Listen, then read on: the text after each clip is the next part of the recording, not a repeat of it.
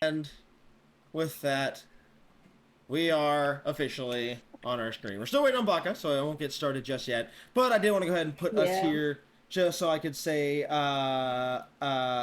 welcome back, everyone. Yay! It has been, it's been a little bit, because work has been screwing me.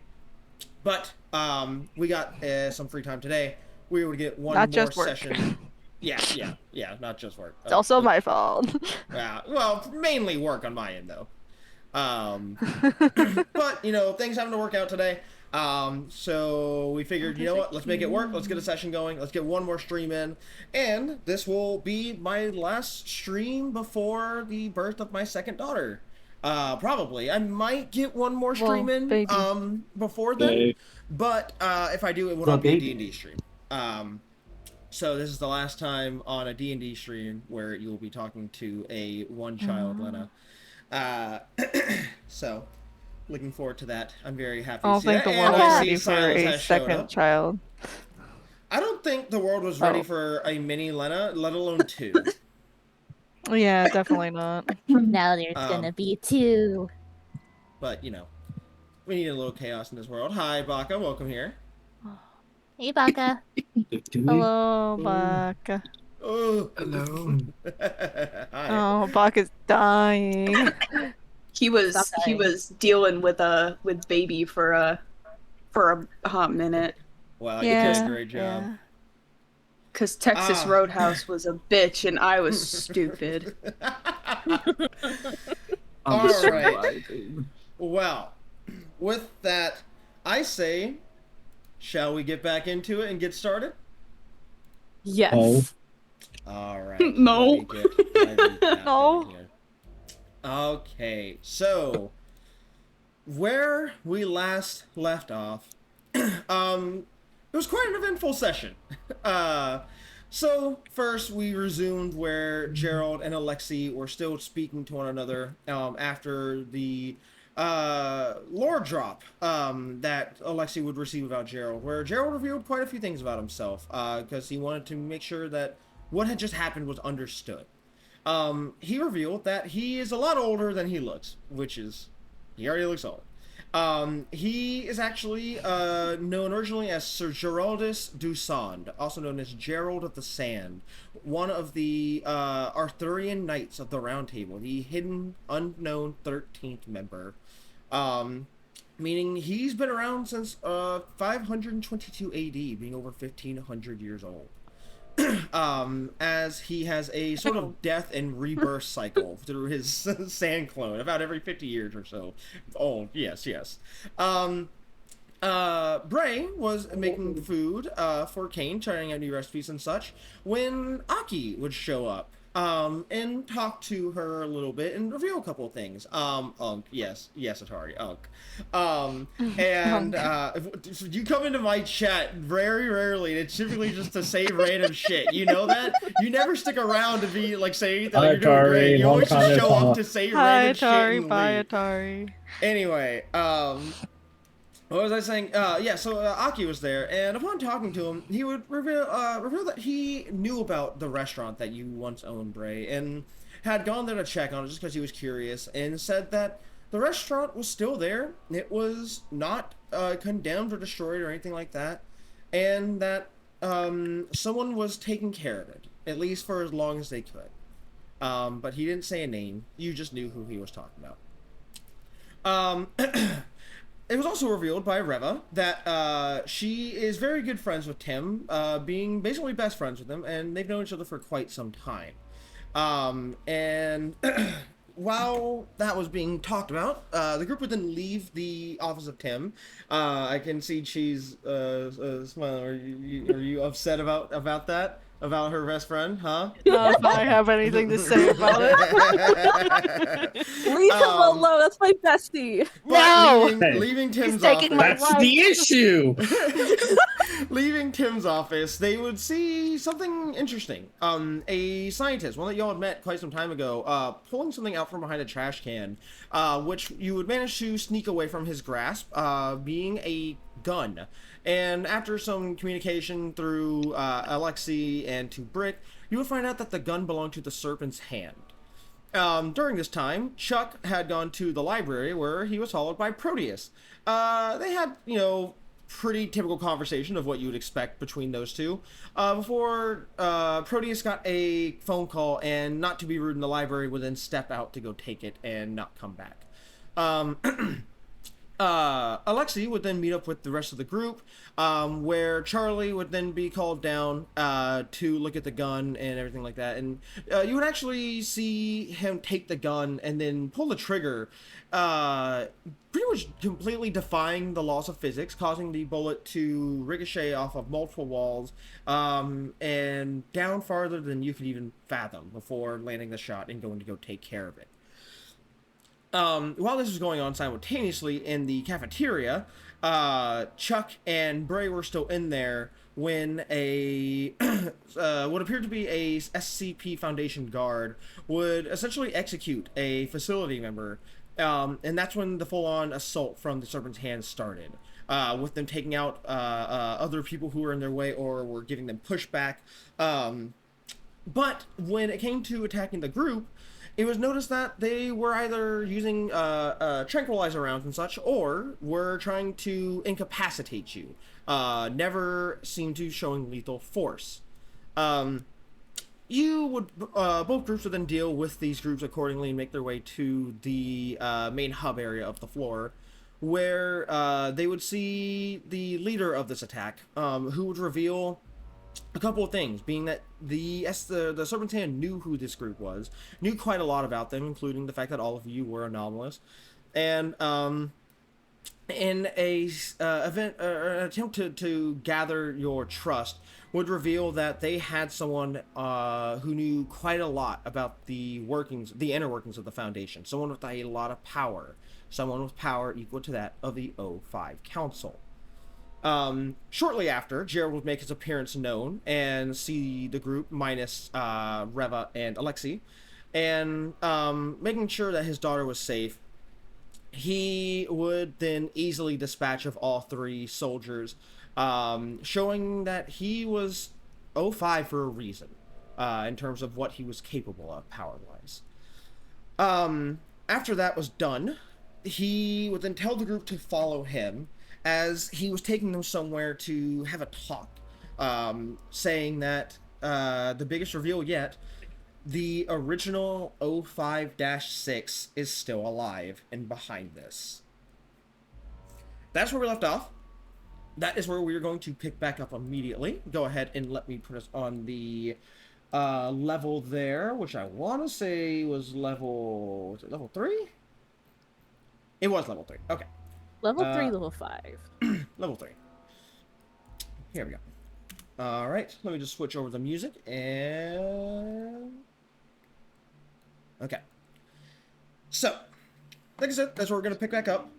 So at this point, the Serpent's Hand soldiers had been dispatched. They've been dealt with.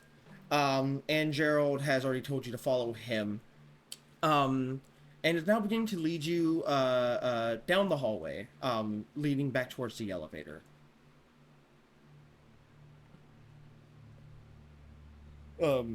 So, if any conversation is going to be had here, feel free. Now's probably going to be the best time to do it. Okay. I ain't got anything. Okay. I mean, most Alexi would do is just very clearly stick close to Reva because of this. Mm-hmm. Silas would check on Danny because that's the one he went out there for. He How you just doing, kind of look at him and be like, "You all right?" Yeah, I'm good. I didn't expect we'd be leaving. I think we definitely probably could have gotten more out of them if we hadn't gone straight for the eradicating them, but subtlety seems not to be a thing here. No, we're not that great at that. Okay. Yeah. But it is what it is. I know at least a few people here are looking out for us. There was no guarantee that other person was being true to life. Yeah. I mean, you did good stalling. Now You get that? I've been told that I'm really confusing to talk to. Yeah. Yeah. Just a little bit. So Yeah, I just you're do what I do very best. confusing to talk to a kid, but that's what I like about you. I'd say during this point, Reva, that's when you would feel your phone beginning to go off as you are receiving a phone call. Oh. Huh? One second. She's gonna reach down to her satchel, pull out the phone, and look down to see who's calling. You see it is from one of your site superiors, one of the scientists on site that you work under. Oh shit. Excuse me. And she'll answer a call and hold up and go, "Yes, Dr. Rever speaking." You hear silence for a minute before everyone else just hears, like the muffled speaking of someone like sounding very I don't want to say, I guess, excited, right? It's like not very like in a good way, but like when they're talking fast and loud, you know what I mean? Like frantic. Yeah, you hear someone. Yeah, everyone else would hear that kind of voice coming from the phone talking to you. Yeah, pretty much. It's the Animal Crossing sounds. We already talked about this, but you're basically being told, that one of the SCPs that you are directly in control of overseeing has been was damaged during the attack. We already kind of talked about that, so I will let you. Oh yeah, that one. Yeah, you guys see Reva, like her brows furrow. She goes, again? Are you sure it has to be me? I'm kind of. All right. Yes. I understand. Just give me a moment. I'll be here as soon as possible. And she's gonna hang up the phone, put it back in her satchel, and just give a big, deep sigh. She just goes, "Of course, this has to happen now."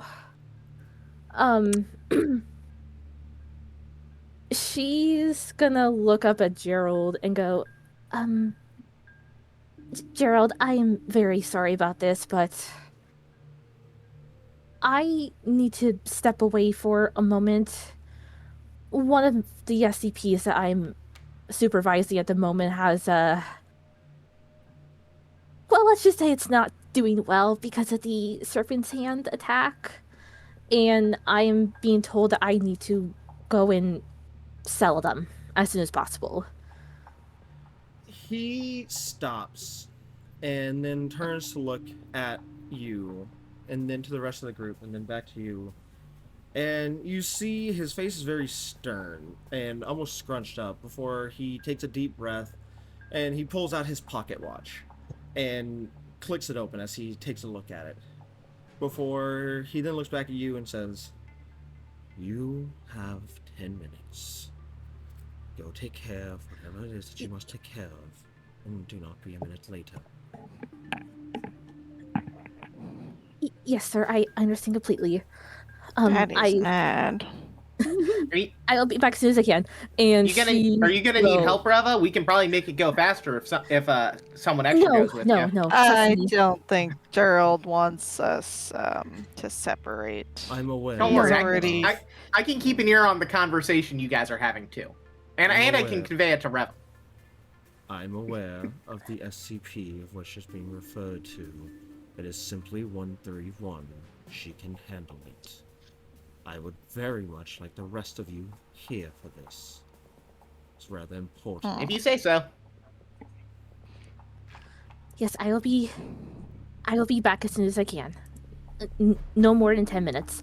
And she will scurry off to go deal with 131.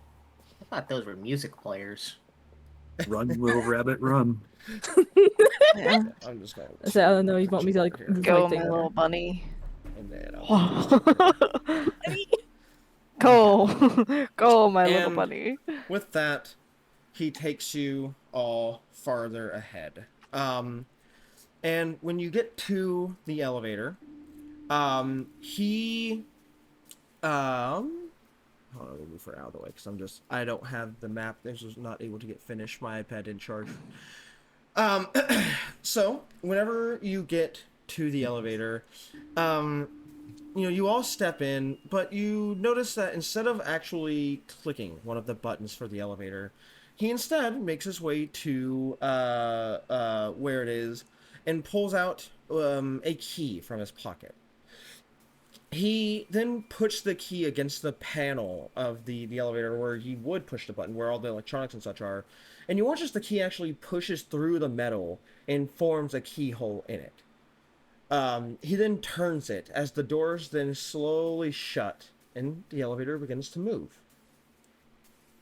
And it's hard to tell what direction you're going. At first it feels as if the elevator's descending, but then it feels as if it's ascending.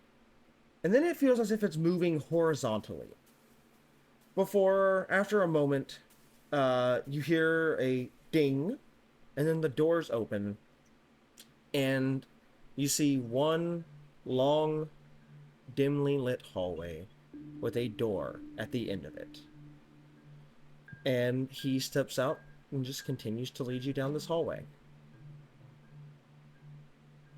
Nah, I've seen horror movies, guys. Chuck follows. We live in one. Silas Okay. follows. Okay. I was just gonna walk with him.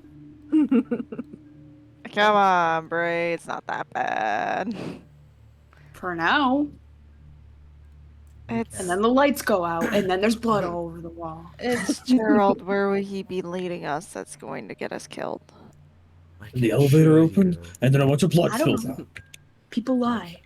I can assure you, the only thing that's going to hurt you here is going to be your mental sanity after you see what I have to deal with every day. What if I don't have any This is gonna be left? fun. Girl, we already know you don't have any left. That's what I'm saying. Thanks for repeating what I just said, I guess. Girl, we been new. We've been new. Clearly, Gerald didn't. We been new. So, with that, he leads you down the hallway into the door. And when he gets there, he pulls a key card out from his pocket, and you see on it the security clearance is security level 05. As he then swipes it across the door, and it opens. And he leads you inside. When you step inside, you see a large round table with 13 seats around this table, and a large screen in the back corner along the wall. Each seat has a number on it, 1 through 13. You see, sitting in seat number 1, the Tempest. And This fucking bastard. in the seat listed as seat It's my number guy. 2, you see an older woman, Yes. wearing a pinkish red suit with a flower. What are those little flowers called that you wear like on a suit jacket? You know what I'm talking about? Carnations? A Yeah, corsage. Yeah. So basically like one of those. You Yeah. see an older woman with her hair done up in a bun, sitting next to him, wearing a very prim and proper looking suit. That is 05-2, the Root. You then see in the seat next to her 05-3, the Program. You see Timothy. Next to him, Leave him alone. 05-4, the Null, is Harper. Beside them, Bestie! 05-5, the Veil Walker, Aki. I'm moving you over here, so you're out Besties! there. Beside him, you see 05-6, the Psionic, also known as Avery. To any of my players. Yeah, I who are knew that familiar. bitch. Yeah, I already had an idea. Next You're to not her, clever. next to her, you see 05-7, the Gilded Hand. Next to them, 05-8, the Forgotten. And then you see another new one. This one being 05-9, the Nautilus. This one, That's you a can tell, submarine. you can tell this one is a, judging just by the shape of their form, this is a woman. And she's wearing what appears to be a, almost like a deep dive wetsuit in a way. With, Does their anchor weigh them down? Yes, it weighs Oh my god, it's the them logo. down. Oh my god, it's the logo. It's That's the the logo. logo. You do It's see the the logo. on logo. their chest. That's the fucking logo. Holy shit, guys. Beside them, Holy shit. you see a face that is a little familiar to some of you, if you recall from episode 1 of this campaign. You see 05-10. That what the fuck? No. That's not you. Why did?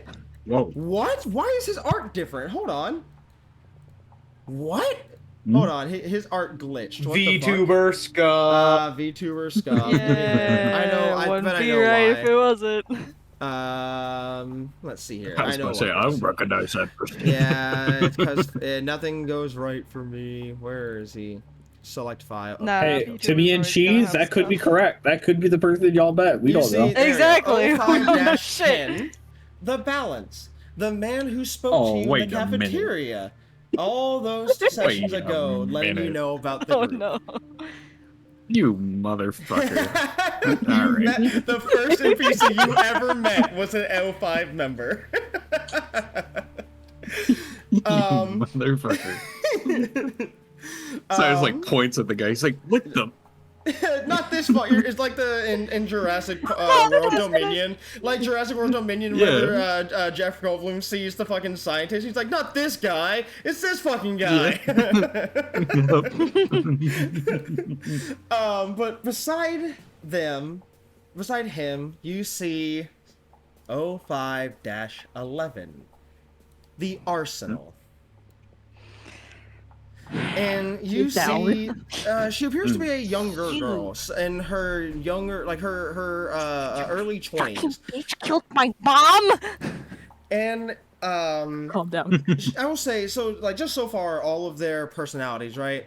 The Tempest looks very upset.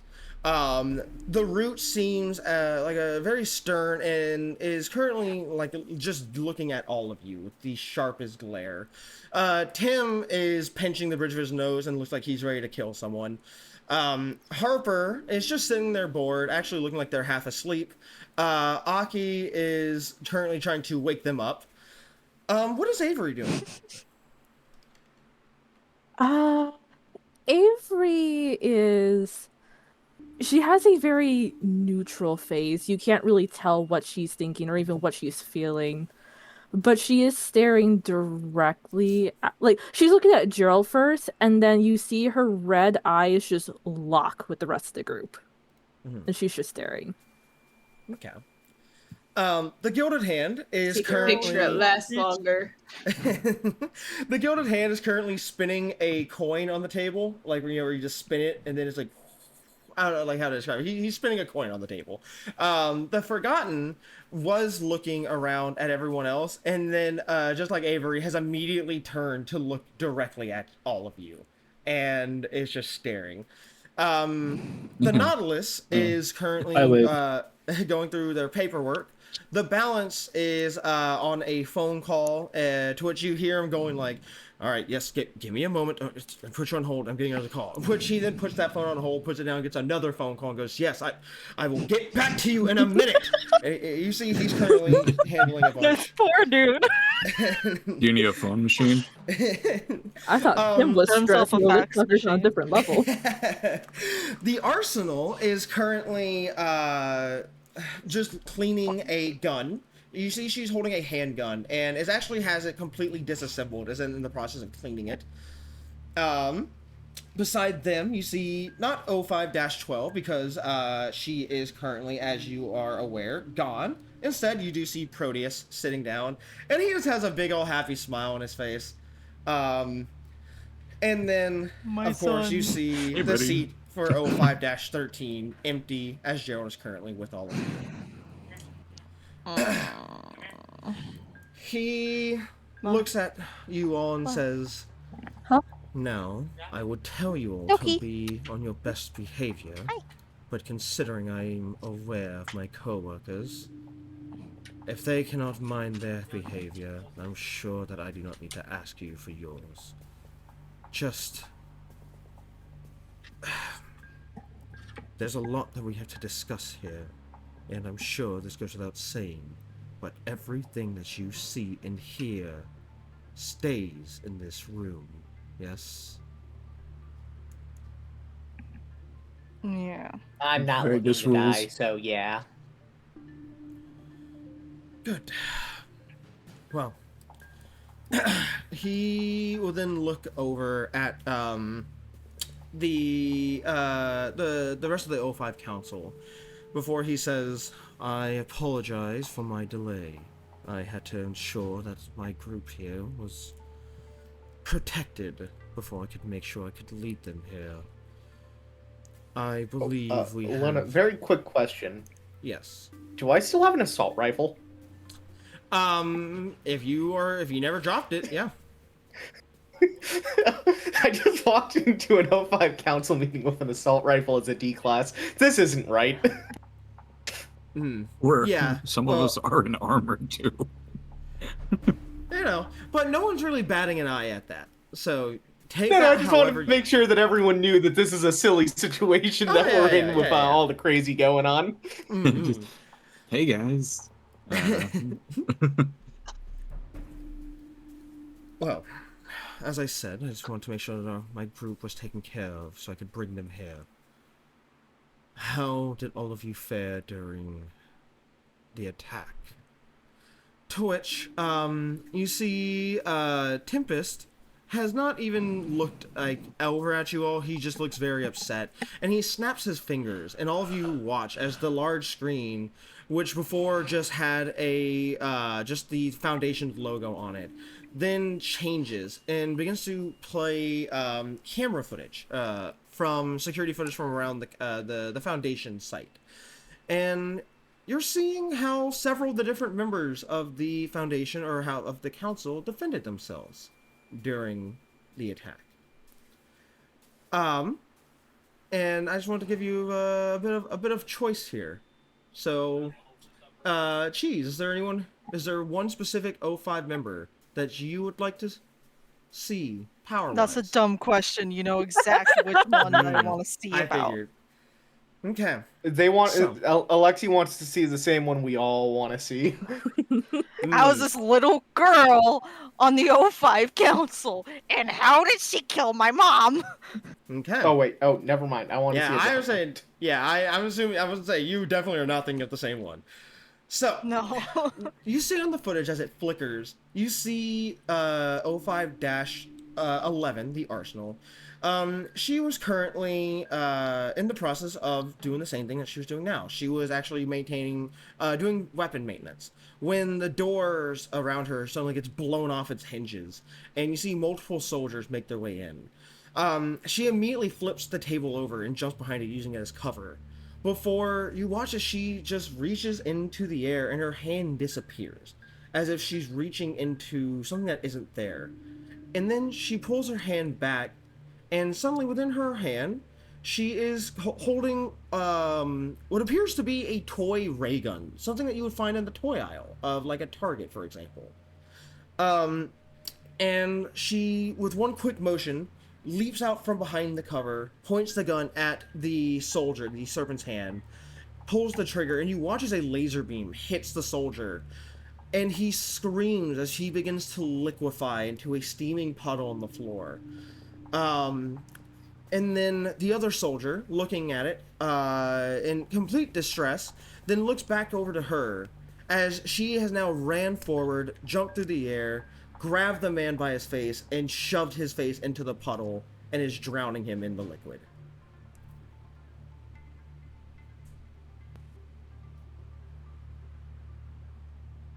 Mm-hmm. Oh shit. Okay. Bray, would you like to pick an O5 member for me? Harper. Harper. Oh, this one's a pretty simple one, actually. So, you see Harper is actually with Aki. They were actually sitting at a table. They were at a table, actually enjoying what appears to be a nice dinner. Having what appears to be each one of their many dates. No, they interrupted a date. And when the doors are then kicked open, you see multiple soldiers come in.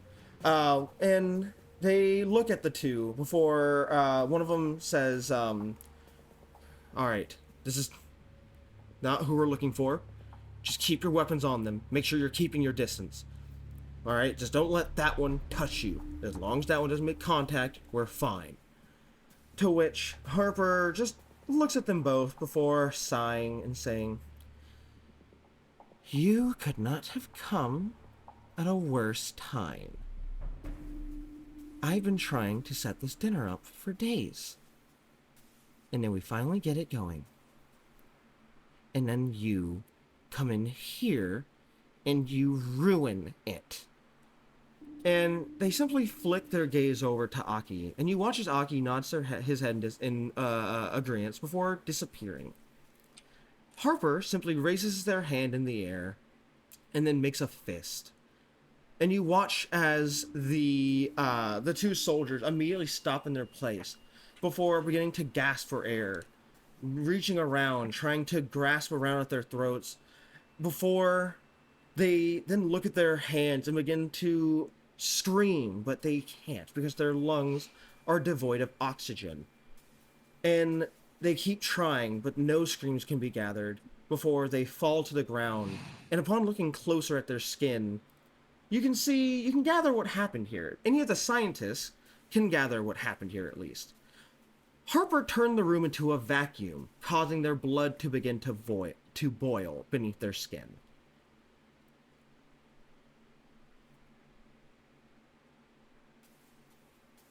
That's Silas. why we love them. Why would you pick me at 05? Oh boy. Unless there's one you've already heard. Anyway. I Guess should like mention gatekeep girl boss. I'm gonna say the Forgotten. I knew it, and I was so ready for this one. All right. The Forgotten was actually making their way just down the hallway. In fact, you see they were leaving SCP-035's containment cell. That is when multiple Serpent's Hand soldiers make their way into the hallway. And the moment they see them, they then stop.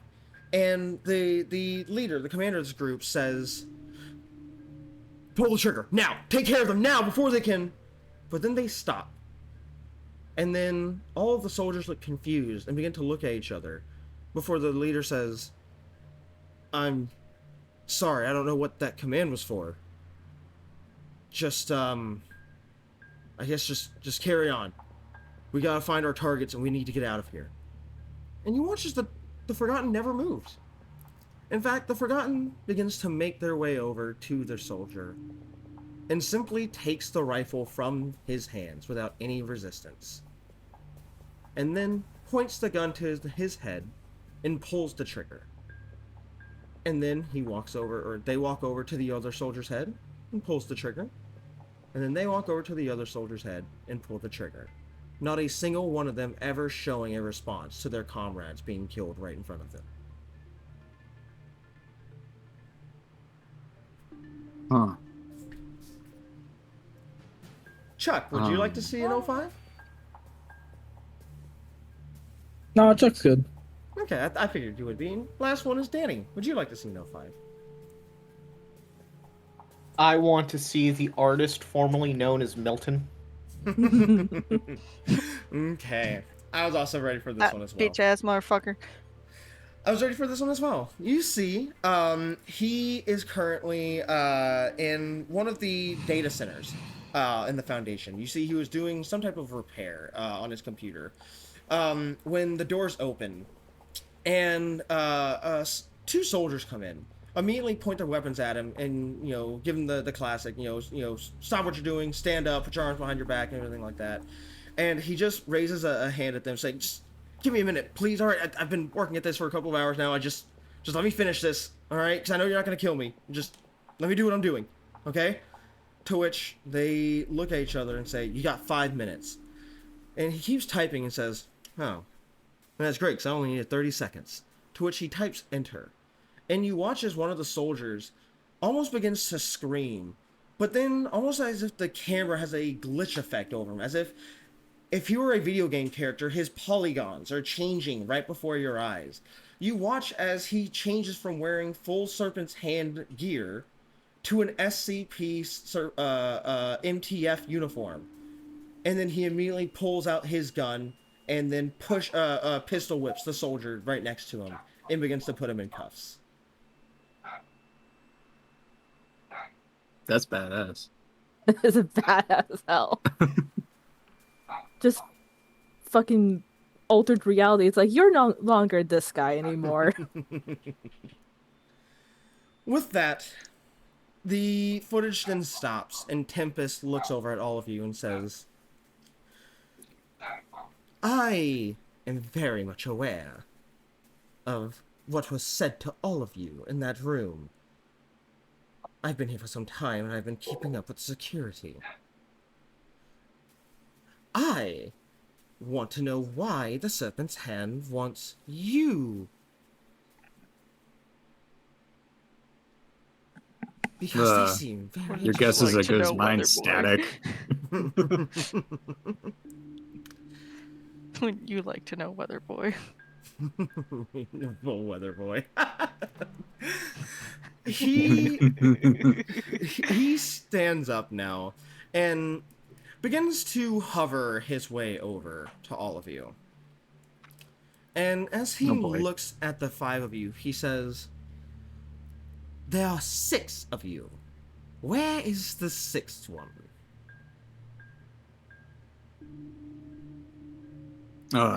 Rain check? Something happened. They had to deal with an SCP. This is the SCP Foundation after all. Yes, it is, and we were just attacked by a rival GOI. I figure that deserves precedence over anything else. It's fine, I've been meaning to have a talk with her anyway. Perhaps I can make it a disciplinary hearing. Regardless, Gerald, I I'm such a suppose cunt.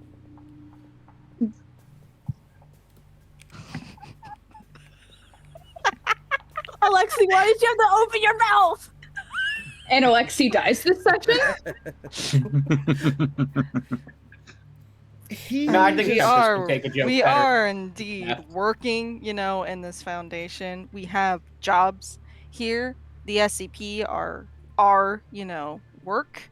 So if something happens to one of the SCP that we have to keep contained and safe, wouldn't that also take precedence? Would you like to know exactly which SCP it was that even got out?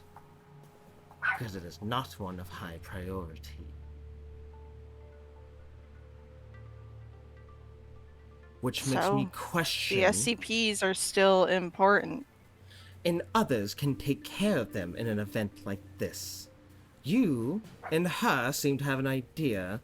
Oh, sorry, not an idea. A lack of idea of proper...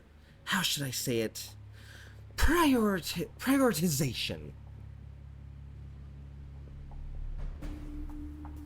I'm just doing my job, man. She's just doing her job. Someone called her, told her to go. She went. We didn't know where we were going. We were just being led by Gerald. We weren't told. And Plus, she's gonna be will- here in like 10 minutes, dude. She will be here in about 3 more minutes. It's fine. He stares at you all for a minute before he nods his head and says, "Fine. 3 more minutes. And I'm watching the clock. And as for you, watch yourself. You have a history of which I'm sure we are both familiar with. You are one step away from being a D-class member. Have I made myself clear? Crystal. Good. Because 682 needs a new chew toy, and I'm looking for one to fill that role. Now, with that, he begins to make his way back over to his seat and says, "Gerald, I'm sure that you have some reason that you brought them all here. I think you should get to it." To which Gerald nods his head and says,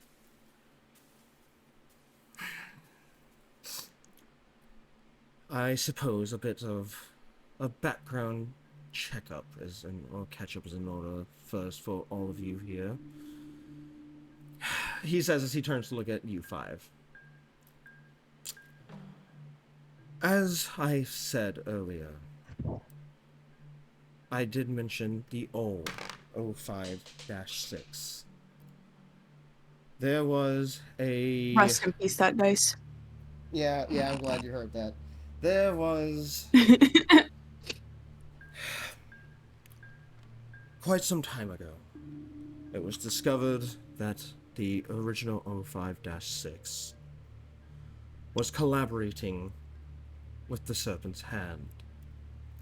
When he was discovered, he was outed, and he was dealt with. We all believed that he was dead.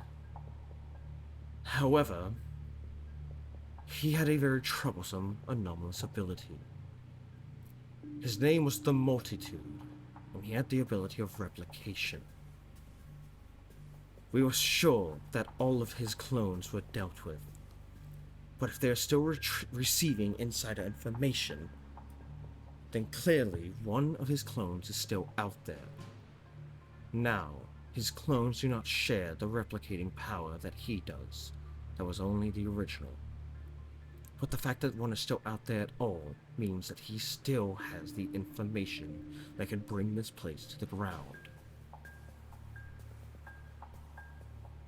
We do not have a lot of information on the Serpent's Hand. At least, not with their current planning. Especially if they're one step ahead of us when it comes to information regarding the O5 Council. But there is one group that is aware of the Serpent's Hand's whereabouts. They recently were able to get their hands on a higher-ranking official, interrogated them, and got a lot of information. I say that we go in there and we get that information. However, this group is not, how shall I say, cooperative when it comes to us. Which means this would be an undercover operation. The group of which I'm referring to is the Global Occult Coalition.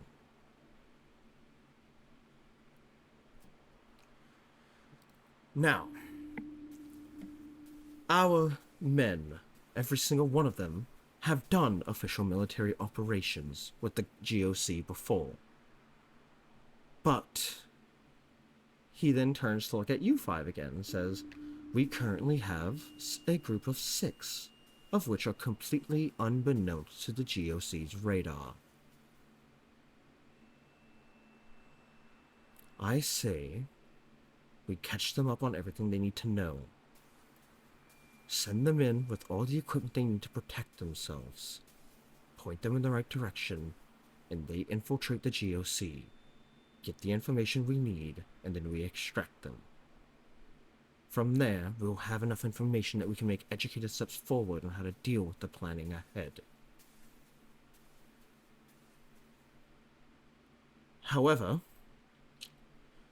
I will not do so if I cannot guarantee the safety or at least the comfortability of my group. They are my responsibility after all, and I will not send them to a place where they do not think they can succeed. So, he then looks back at you all again and says, what will it be?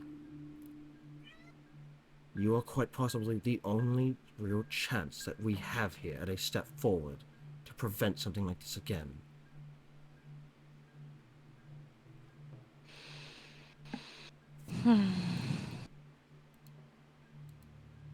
Well, you know us. We're generally a pretty solid. You point us at a problem, we fumble our way through it at the very least. And as long as everything's working towards that whole end goal of existence not erasing itself, I'm always willing to help. What he said. Alexei? Ray? I'm not going to say anything unless we have our entire group here. Right. Speaking of It's which... not fair to make decisions without her. Speaking of which... 5, 4, 3, 2... And then the doors open again. And you see where is Get your your bitch ass icon? off the fucking desk. Dr. Reva. Does this mean Reva had a key? Well, she is Yeah, Gerald's because daughter. Reva just got him.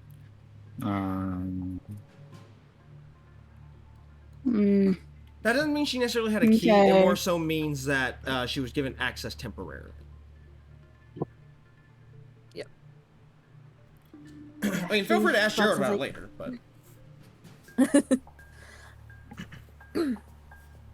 I deeply apologize for my absence. I got here as soon as I could. She'll walk over and stand next to Alexi. Okay. Reva, I will shorten it down for you and I will give you a more detailed explanation later. But for now, Alexei here will not make a vote without you, so I will keep it brief. We are needing information that the GOC has, and I need you all to do a subterfuge op. So far, I have 2 votes for yes. Are you willing to take such a risk?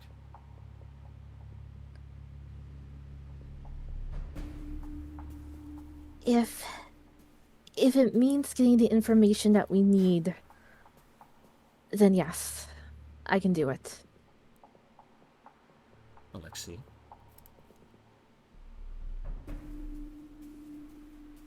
I'll do what the group does. I'm not strong without them, so. Ray. I mean, I'd have to check my very, very busy schedule as a D class, but yeah, yeah. I appreciate your I'll sense of just hear humor. tugging Baka's heartstrings. Time I enter this damn call. Get me out of here. No, Where's you're the red not button? He just nods his head at you and says, I appreciate your sense of humor, Ray. And then he looks at Chuck and just says, Chuck, do I... Shockwaves. Okay. That's our boy. Oh, my boy. Wait, he Father just says help. Chuck's name. Chuck's just gonna wave. He's just gonna say, I'm aware that subterfuge is not your best quirk, but we will figure out what to do for you. Right. Well, in that case, that has been figured out then. There are things that we still need to take care of here. But for now, Reva, please step into my office over here. I will explain everything a bit more. The rest of you, it appears that we're going to be working a bit closer with the council than I ever thought that we would. I suppose take this as time to familiarize yourself. Reva, into my office, please. Yes, sir. How many offices does this bitch got? He's got his Because it's official at one in least here. two. Yeah. It's at least At two. least two. It's two. It's And two. with I just that- want to keep thinking that he just keeps going into different rooms of the facility, coming to my This office. is my It's office. just, He's no it's fun. not his office at all. He just walks in the Love room. it. We'll come to my office. It's just, They're like, God damn it, that old five guy came back. even funnier, he can just walk through different doorways and it just takes you to his office. Don't matter which fucking doorway. Just takes you to his office. Interdimensional doorway. Like, wait a minute, that was a Interdimensional doorway. janitor's closet. How did we...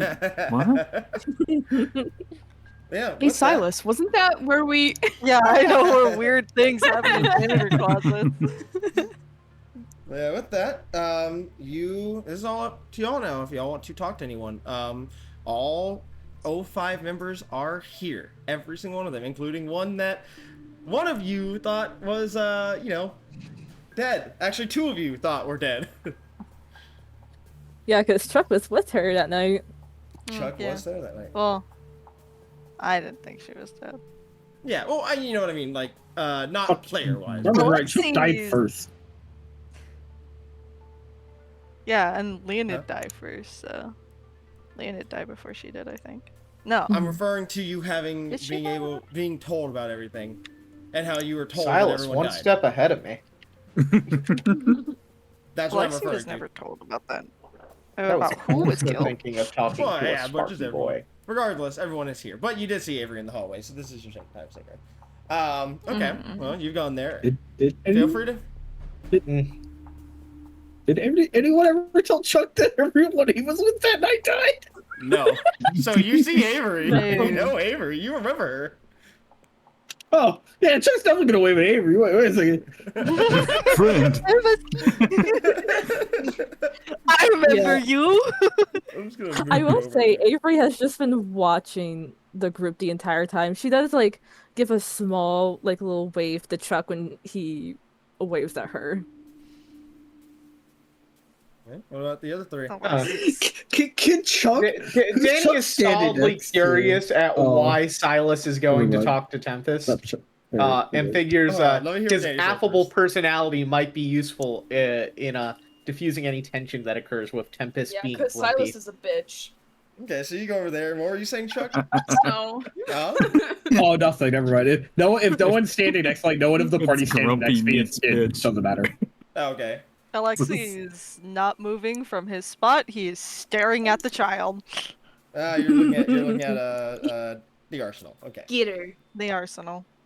All right. Get her. Well, here's what I'm gonna do. It's 1, 2, 3, 4 groups. I'm gonna roll a d4. Or 1, 2, 3, 1, 2, 3. Yeah, 4 groups. Okay. All right. Wow, that's actually that's Chuck. So Wait, no, wait, no, not Chuck. Okay, Chuck doesn't like going first. I'll roll. Chuck's going first. Okay, in that case, it's 4. It's Silas, Danny, and the Tempest. Oh wait, it's real a quick, real quick. Yes. Can I Yeah, grab send the the two art pieces. of Avery that I did? Yes. Yes. Oh my god. Oh my god. Hold on, hold on. Avery Art. Where is she? Yeah, this is. I'm frothing at the mouth in Or- images right now. For what? There she is. Avery.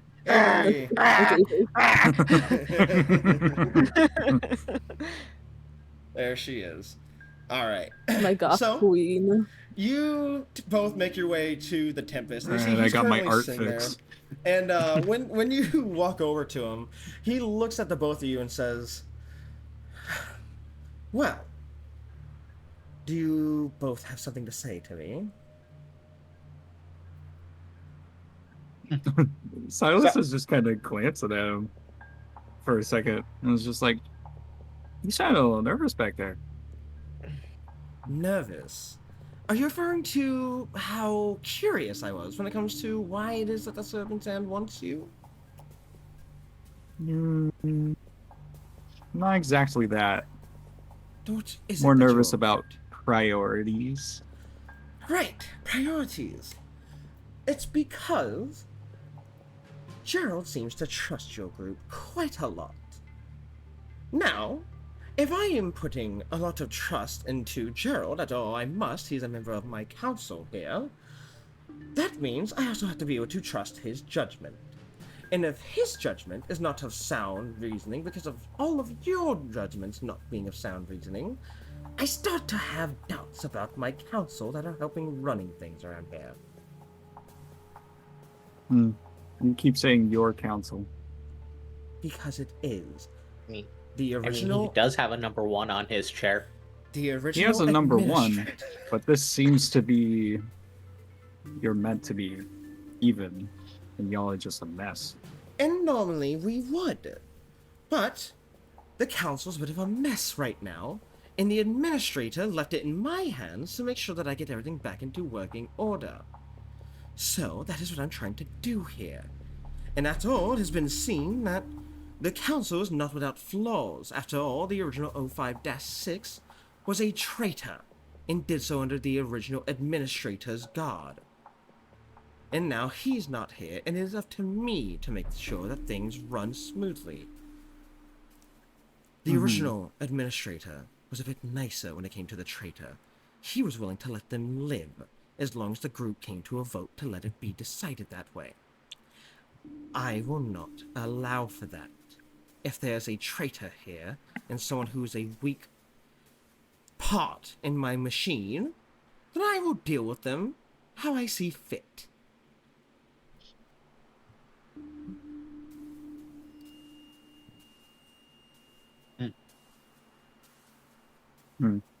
Danny kind of is looking over to see if you're done. Silas is just like, keeps just eyeing Tempest. There is a definite glare. Well, Danny, Danny always has that slightly goofy look in his eyes, but you do see him take on a slightly more serious appearance as he says this, and he's like, well, Mr. Tempest, I just want you to know that, even though it seems like our group is kind of bumbling around like idiots, every time we do get told to do something, we do make sure it gets done. We want to see a positive result just as much as you. And we'll do what, at least me, I mean, I can't guarantee everyone else, but I think we're of the same mind. but I can guarantee I will do everything to see this through. And like I said, Danny just has a slightly more serious glint in his eyes as he's like talking to Tempest. He is still looking at the both of you before he nods his head and says, "Good. Very good. I actually have the utmost faith in you, Danny. After all, the voice that you speak of, I'm confident that I have heard it before. I know it is real, and I know how valuable you can be if your input is ever needed. So I'll keep that in mind." Oh. And I don't know if you think this is important. I do think that it has talked to a couple other people. The only one I like solidly think is I'm almost 100% sure it's talked to 2847. If you think that information is useful to you. 2847. You're referring to the D class, the one that is set for transfer today. Yeah. I got a inclination that I should talk to him before he leaves because, you know, there have been some events in our previous testing operations that required us to interact with him. And when I did, I felt something. And I think it was that. I see. In that case, normally I wouldn't allow a D class to go and speak to that one alone. But he is set for transfer, as I said, so he's on a bit of a tight schedule. If you'd like to go speak to him now, by all means, I will allow it. Okay. If you think that he'll give any information or if there's anything of value to be gained from it, but he does seem rather tight-lipped.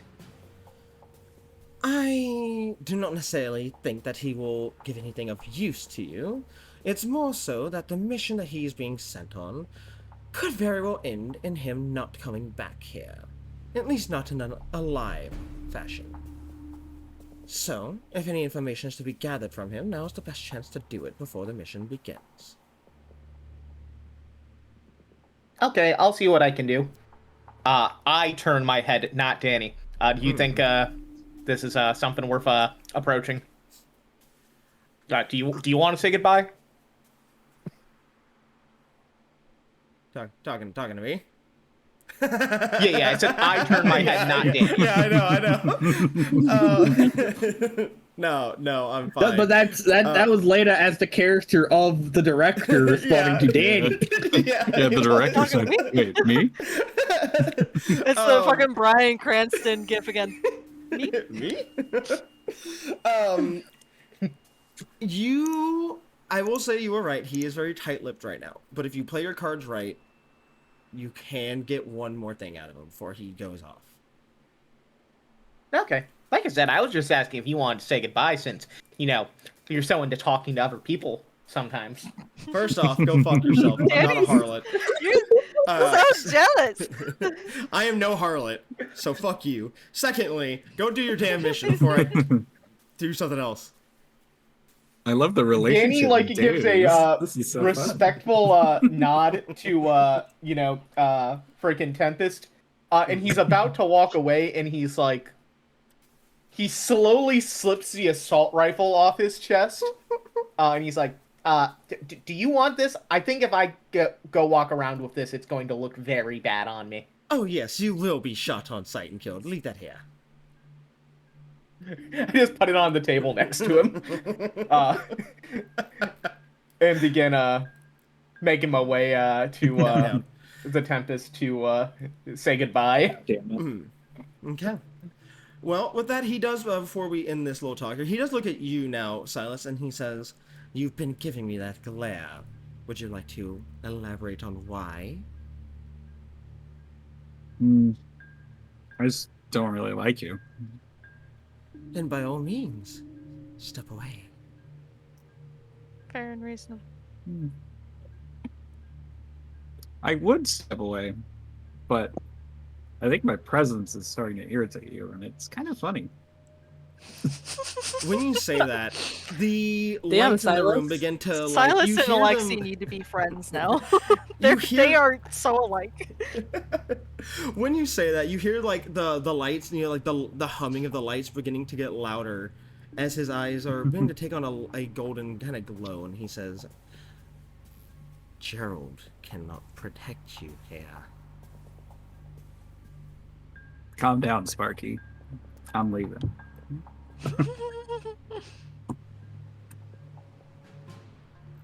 Damn, Silas had one talk with McKay and he's a completely different person.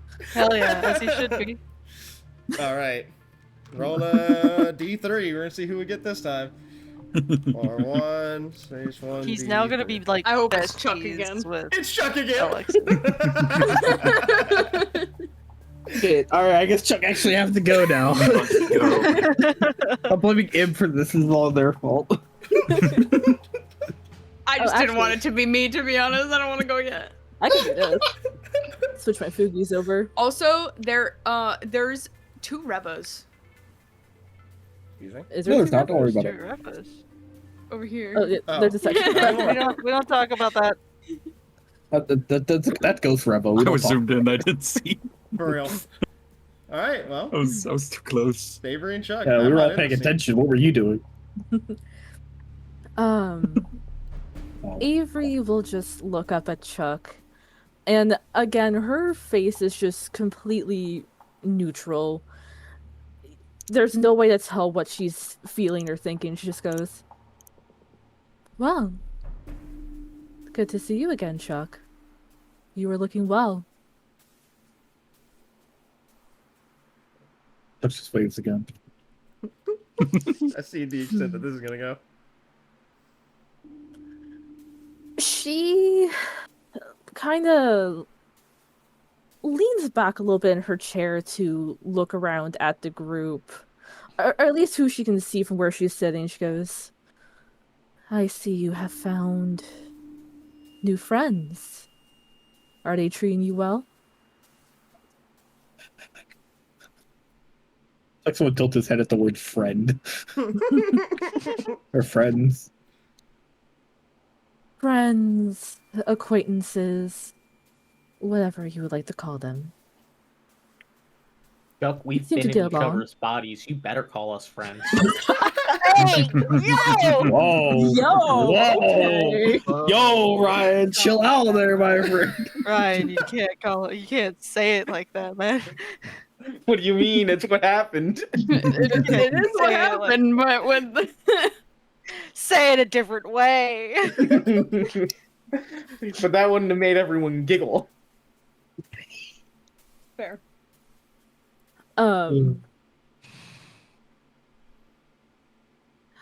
I see that Gerald is taking care of all of you.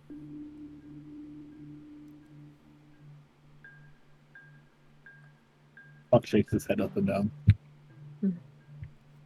Good. It's to be expected of him. And she does turn her head to look over at Alexi. Just because I'm assuming he's still standing off to the side. Yeah, he's still just glaring straight at you. He is dead set on staring that girl down. She, as she looks at Alexi, she gets a look on her face. I don't know how to describe it. I'd say it's a little conflicted. But she doesn't say anything.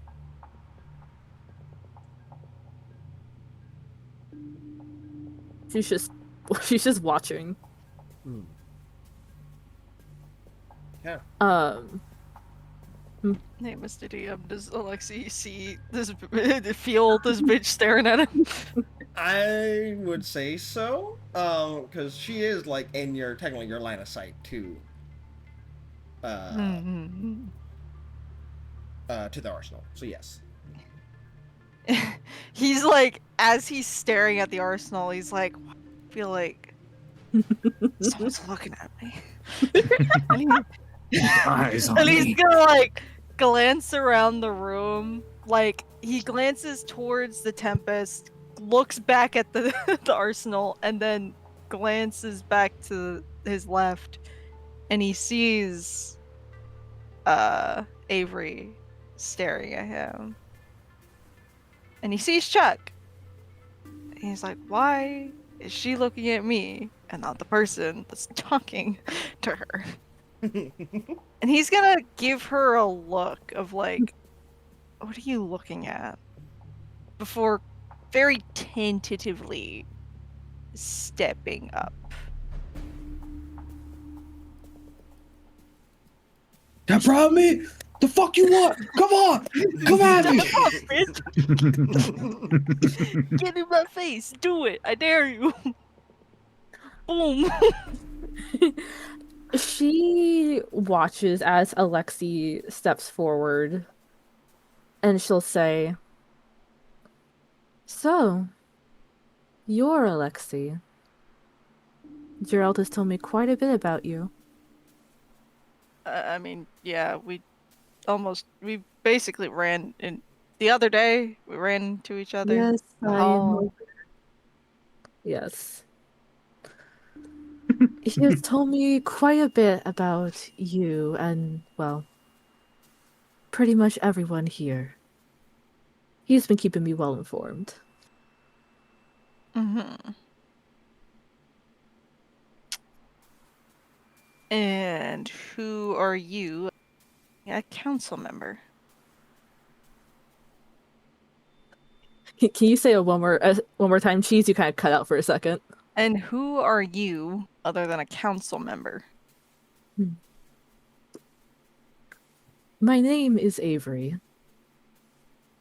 I was with your father that night. I am sorry for your loss, Alexi.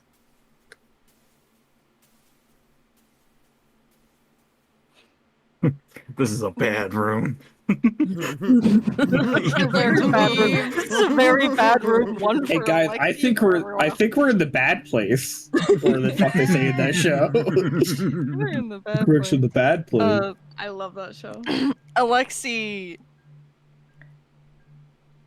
it is very obvious that he is holding back the urge to like slam his hand into something.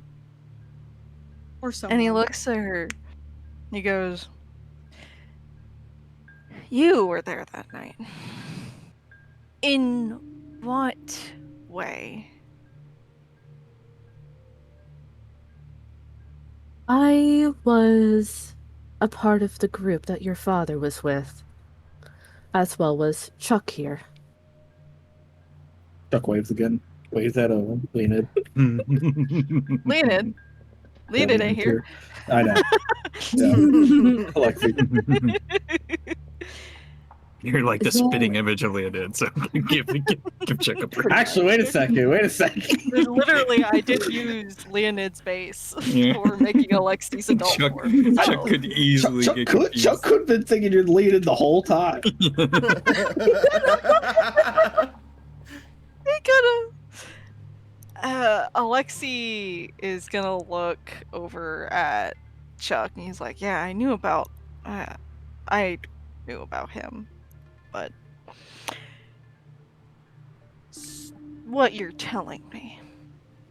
And she can see how white his knuckles are from how hard he's clenching his hands. She's like, "You're telling me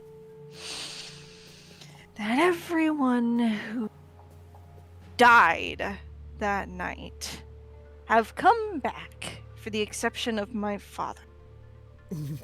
Do you know how much of a fucking spit in my face that is?"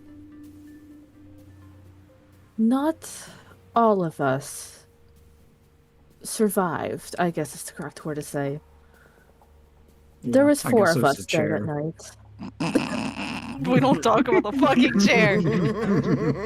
Well, Avery's going to. There were 4 of us that night about to perform a test. Died, so that still counts.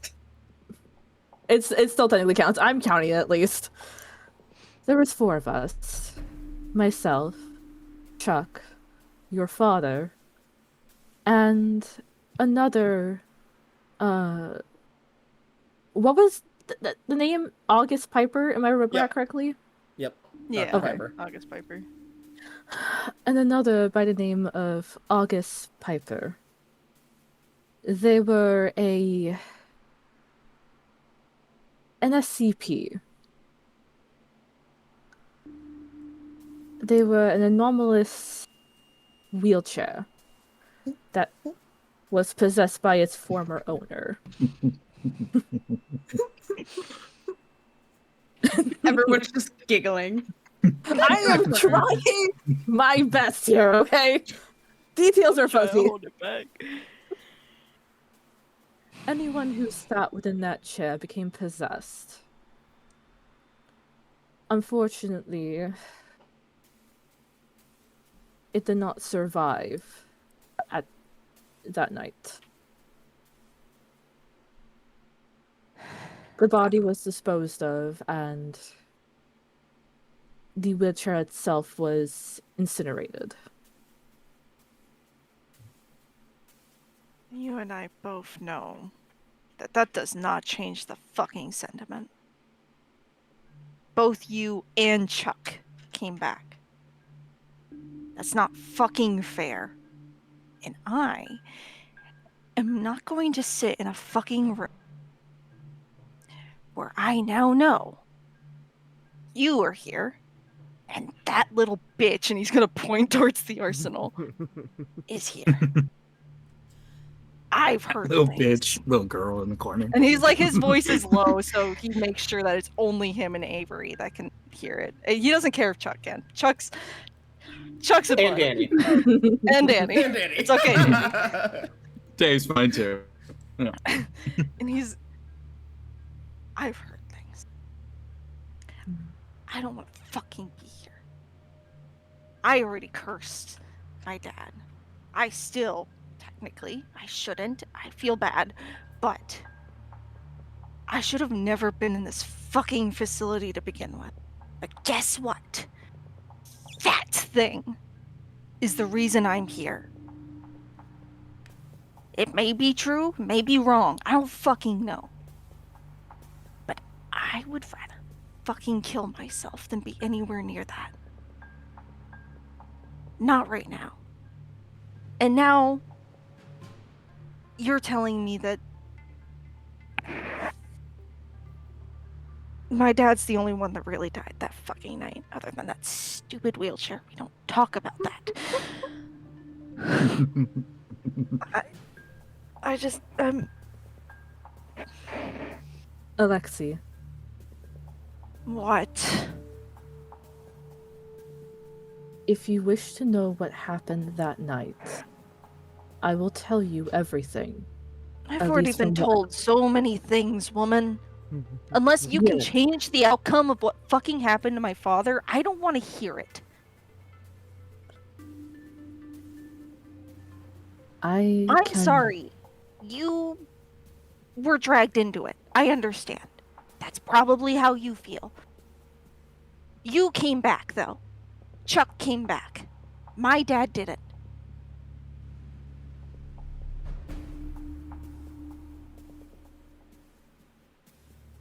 You guys have a second chance. And now I'm learning that someone who was killed that day is a fucking O5 council member.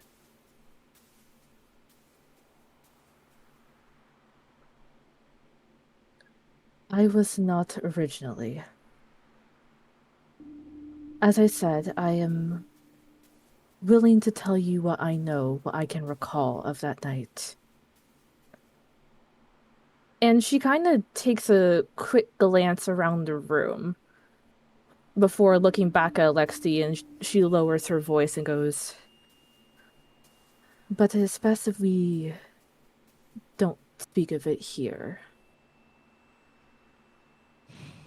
It doesn't have to be now. It can be at a later point. But I will tell you what I know."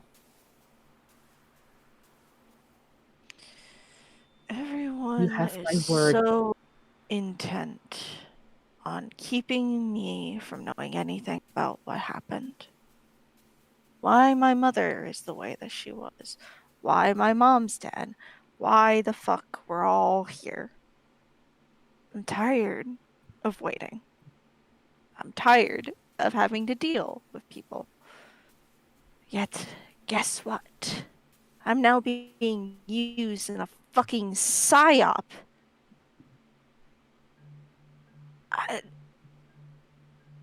We could talk all we fucking want. My dad's dead. The bitch who might have killed my mom is in this room. And I can't do anything about it. They're both gone. The killers walk free. I won't get my retribution.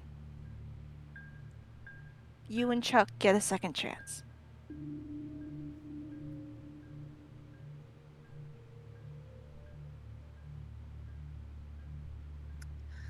She takes a deep breath and sighs as she goes, I wish there was a way for me to... If I could go back and change things, I would have. That night replays in my mind every single day, and has for the last 10 years.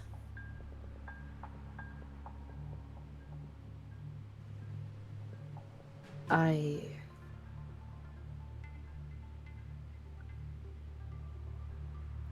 am sorry, Alexei. I truly am. You did not deserve to lose your family that night. Had I been stronger, perhaps I would have had a chance to save everybody, but that was not the case.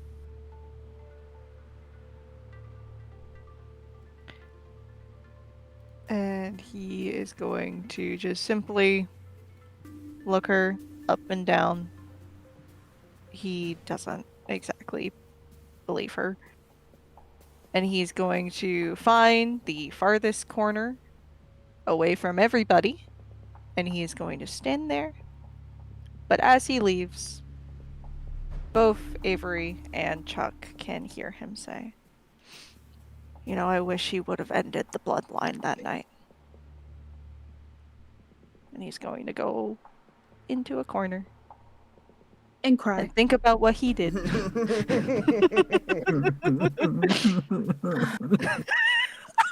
I'm sorry, Baka. You're breaking my husband. Sorry. I'm playing a sad character. I gotta be sad. You're depressed little bitch all you want, but like, what the fuck? You're breaking my husband. I need tissues. Yeah. Did you guys get tissues from last time? No, That was your fault. I know. Avery just watches him walk away before she lets out a deep sigh and just leans back in her chair and shuts her eyes. Chuck waves.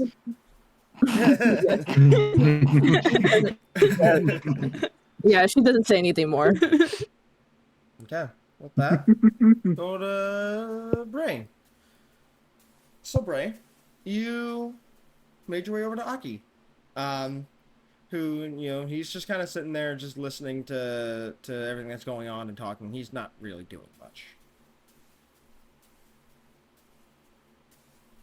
I'm assuming he's like facing away from where they were sitting, like this. Yeah. So the center of the table is, you know, like right here, and he's just facing like, here, where's my measuring tool?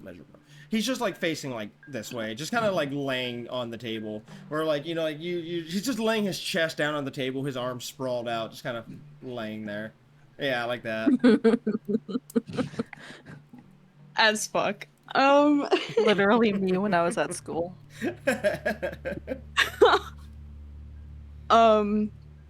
Bray is just gonna walk up and like tap on the chair. Yeah, he'll turn his head to where he's laying like on his side of the face of the table as he looks over at you and goes, "Oh, hey, Bray, what's up?" Yeah, I just want to protect him, guys. Put him in a bubble. Put him in a bubble. He just said, "Hey, what's up?" And I'm like, "I'm sorry." I feel like I just like disturbed him, and now he's all distressed. He was like asleep. He's such a. I love Aki so much.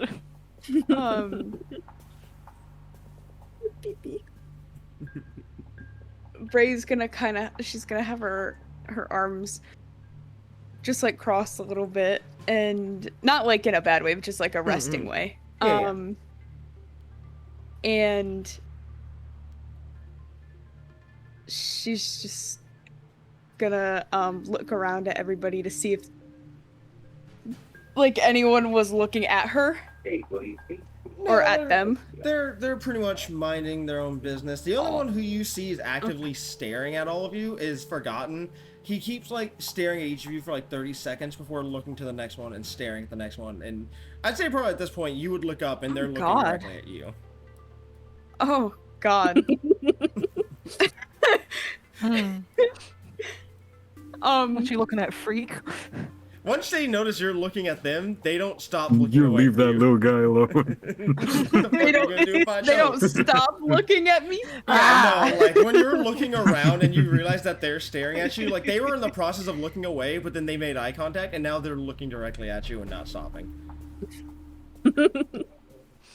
Bray's gonna like kind of look down and be like, "I'm being stared at." Yeah, he does that. Oh, I hate it. Yeah, I hate them.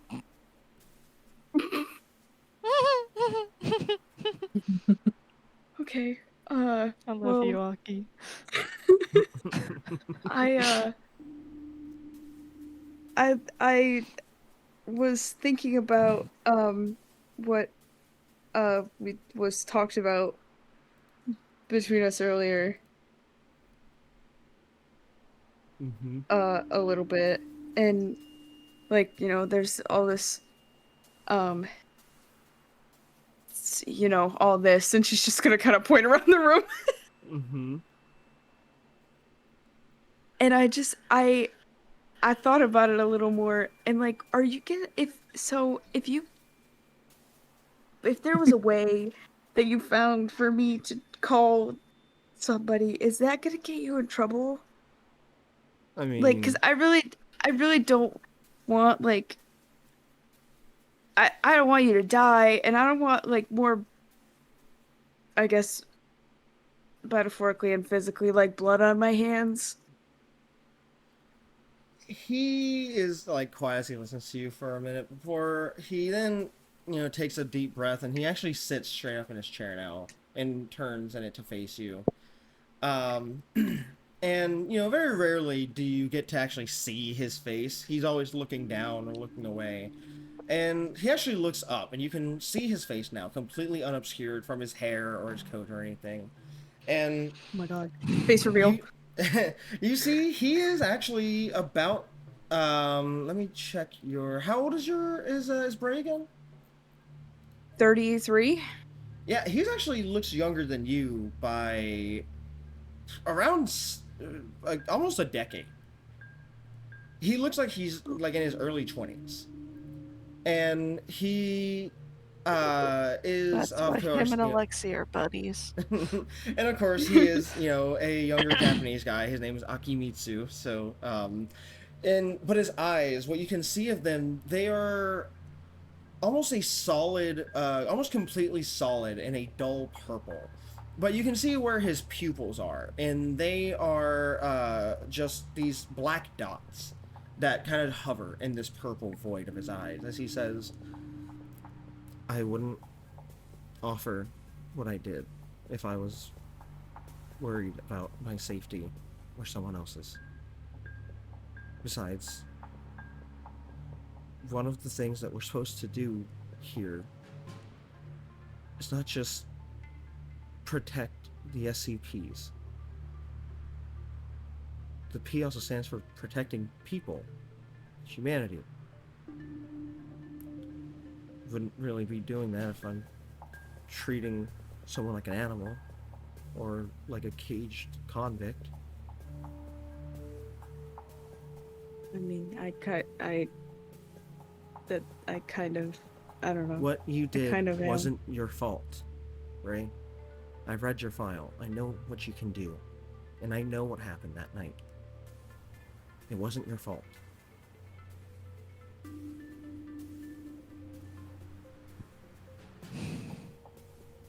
Damn. She's not gonna cry. She wants to. She wants to. Real bad.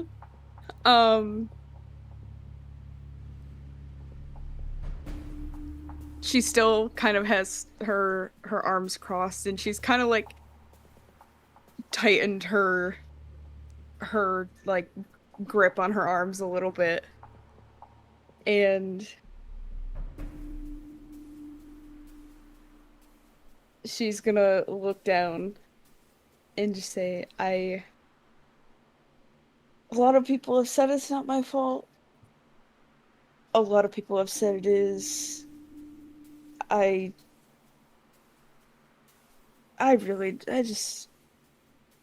done. Just, Fair. if you want to make that call, nothing will happen. You don't need to worry about it. Just let me know when you want to, and Harper will help us, and we can go somewhere where you won't be bothered, and you can make that call. You just gotta tell me when.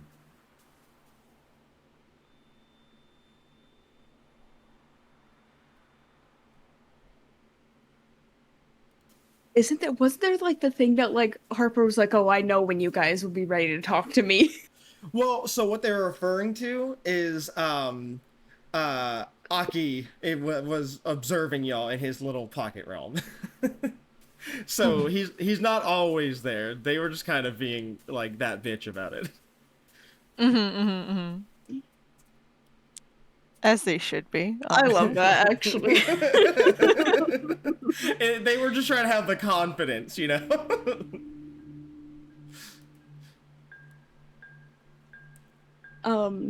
Bray will nod. I mean, I don't know if literally if I would ever be ready for a call like that, but I feel like it's something I should do. I feel like I should talk to him at least one more time, just in case I never get the chance to do that again. Well, it's better sooner than later. Talking from experience on that one.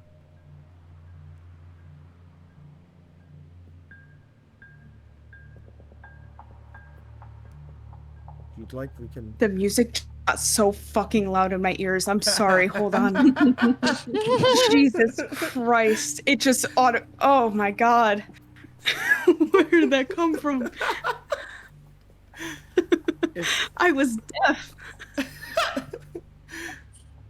He just nods and says, if you'd like, I mean, we could just go take care of it now. Sounds like you're about to be pretty busy. It came back again. I turned it down. It came back again. It's haunting me. It knows. Yeah.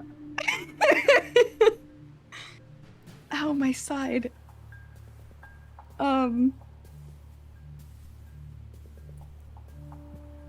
Bray will nod. I don't really know why are we, do you know why we're here? What's the plan after this? What do you mean? This is me asking. What do you mean by that? Like, are we literally just gonna like right after after everyone's Oh, like done? after you're done in this room, Like, like after go this do the meeting. infiltration? Yeah. Okay. He shakes his head and goes, "You're not gonna do it that soon. Knowing Brick, he's gonna want to make sure that he gets all of you up to speed on how to protect yourselves and, not be standing out. Because some of you blend in a bit easier than others, and some of you don't blend in at all." He says as he kind of looks over That's at Chuck. for Shane. Break his hand. Chuckles. Otherwise, that's Chuck's bit tonight, but that's Chuck's bit tonight. I'm sorry. Chuck Pitt. I love Chuck Pitt. Maybe so we can dress him up as a bush. maybe put him in a really large box. Yeah. Is that box moving? Nah, you're seeing shit. No, no. It's fine. Very large But- box. Chuck, I- no! I I don't do that. Chuck, that box is I don't think you're gonna do Snake. this mission at least for a week. Maybe you've got time. So if you want to do it before then, just find me or just bring it up a couple of times. I'm sure I'll see you when I'm making my rounds. You're spying around. Well, I'm. the She didn't say Foundation's- that. She didn't Oh. say that. Spying It was me.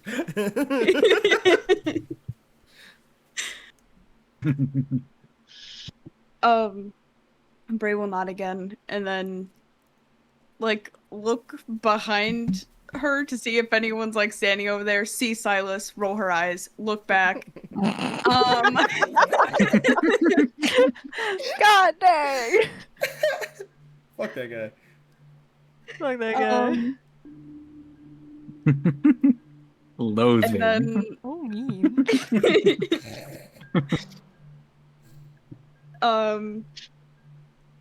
she'll You just really don't fuck with them. she's gonna look back at was it the Forgotten Mhm. to see still if he's looking. still staring at her. Motherfucker. she's gonna put her head down again and be like, I'm gonna go somewhere else because him staring at me is I don't know. Just I don't like it. yeah, I'd say just ignore him. But I'm trying, but I can feel it. yeah, he's a living mimetic, so just don't think about it too much. Just I'd say probably best bet to get out of here.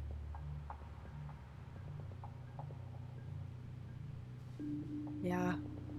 I will talk to you soon then. Yeah. She's she's gonna turn around again, see Silas again, and then walk away. She walks over, sees him, and immediately makes it so obvious that she's avoiding. The beef is so bad. That was just like, whatever. But now there's direct line of sight. Like, man, what did I do? Here's a new victim for you. All Stare right, at him. we're gonna go to Danny now since Danny left a bit ago, and you are all in your own separate conversations. I'm trying to balance this. So, Danny, let me Yep. pull you away from them on the map just so I can have you over here. Oh, there let me goes get Danny. my boy. Bye, Where is he? Danny. Bye, Danny. Bye, Danny. Bye, You not gonna want to talk bother to the paying scary that. man. I have been chosen. Oh, it's his little My food. people I'm glad it was good. Okay, so you make your way down to 2847 cell, and you see that he is actually, before you can even get down there, the doors are open, and he's currently being wheeled out.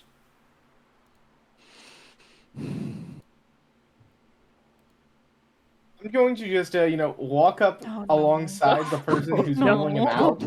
No. Uh, No. It looks like I doubled for a second instead of walking. And I'm gonna be like, oh hey, I'm not here to delay anything. I just got told I should see you off before you go off to wherever it is they're sending you. How did you fare with the whole enemy invasion? He just kind of stares at you for a moment before, he kind of takes a deep breath and gets a small smile on his face and says, I've been getting a lot of company lately. It's nice. Really breaks up the monotony of things. I have to imagine like it sucks being alone. So I'm always willing to chat if you come back here. Right. They're sending me away. They're hoping that I will be a good distraction and be someone else's problem when I do. Have they said where they're sending you? They haven't said where exactly, just it's not another site foundation or facility. I know that much. They wouldn't bother sending me to one of those, especially when they've got such better control of me while I'm here. I don't know where they're sending me, but wherever they're sending me, they're hoping I don't come back. I was going to warn you, that is something that Tempest said right when I left. They were having the crazy meeting over the everything that just happened. Yeah, the Serpent's Hand. They almost gave me a moment to go see one of my friends again in that chaos that they started. But unfortunately... Which friend? That would be... Let me pull up my... Where is he? What is his designation? One of the SCPs on site. 9278.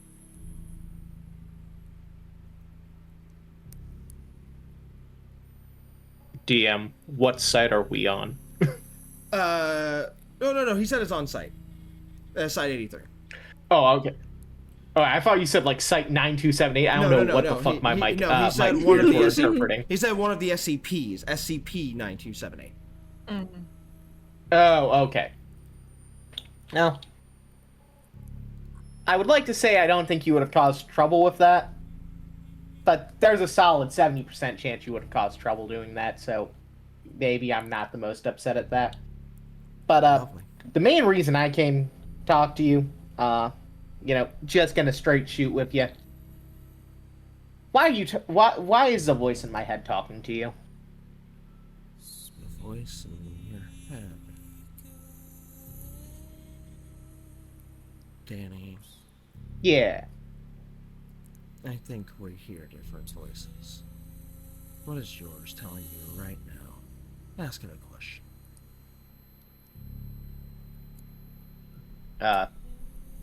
What do you think is the most appropriate thing to say in this situation? I don't fucking know, dude. I don't know what he's talking about. Well, he says he doesn't know what you're talking about. He says he does not know what you're talking about. Sorry, when I'm talking about voices into voices' heads. But no, I assume you don't like all the time hear it, but I felt something really funky the last time we were talking, and I assume it has to do with the voices. Well, because you've just been so nice to me, Danny, I suppose I can let you in on a little secret. Yeah, I do hear one, but it's not just a voice. Guess you could call it a guiding one. One like, I guess you could say my dad. At least that's what he calls himself.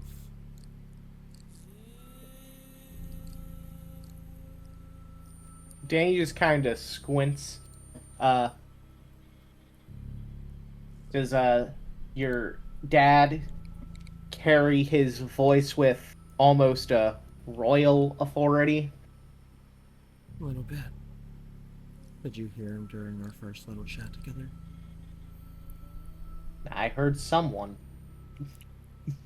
I don't think I know enough to say that it was them, because between you saying what you're hearing, what I'm saying I'm hearing, and other things I've heard on site, there's enough going on that I'm not certain. But I'll say what I've said to some other people, and I think to you earlier. I am solely right now dedicated to making sure existence continues to exist. I know you've gone through some bad times and aren't the most fond of life, but I think there is enough good in this world that it's worth keeping going for at least a bit longer. Let me ask you a question, Danny. If you had to choose between the complete obliteration of reality, currently what we're racing towards, no life left in any dimension, or allow life to continue, but under the rule of the cruelest thing to ever exist, what's better?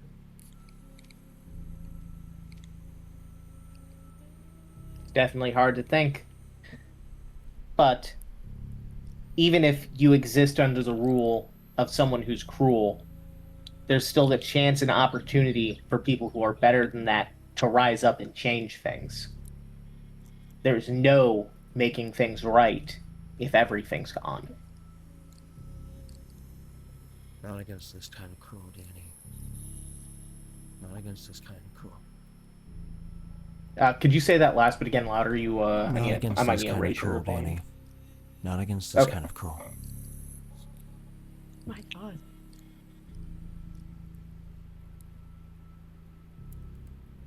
Danny looks at him and nods, and he says, "You know, I don't talk about it often, but I do." And he grips the cross on his chest. Hmm.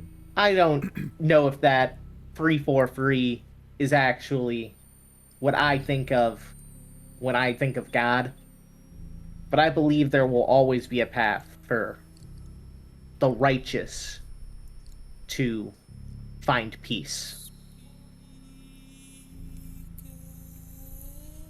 Then let me ask you one more question.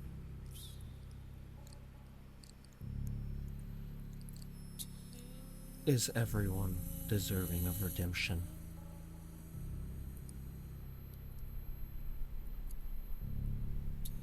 Everyone's worthy of the chance.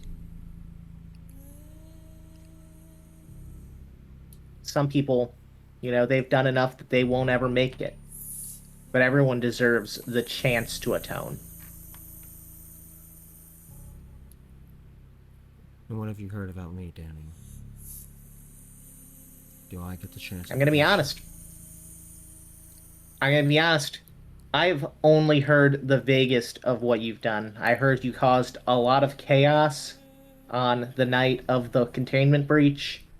But I've heard from either A, you just went and talked to some SCPs, B, you killed some people. I don't know what got you here. But I'll tell you, there's still a chance for you to do good. Even in these crazy, dark times where you're being treated like dirt, even if you don't deserve that or you think you do deserve that, there's always a chance for you to do what you actually believe is right. He looks down at the floor and takes a breath as he says, Ask Red what I've done. She can pull the files for you and tell you all about me. And when I come back, because I will come back, I want you to tell me then if you still think the same.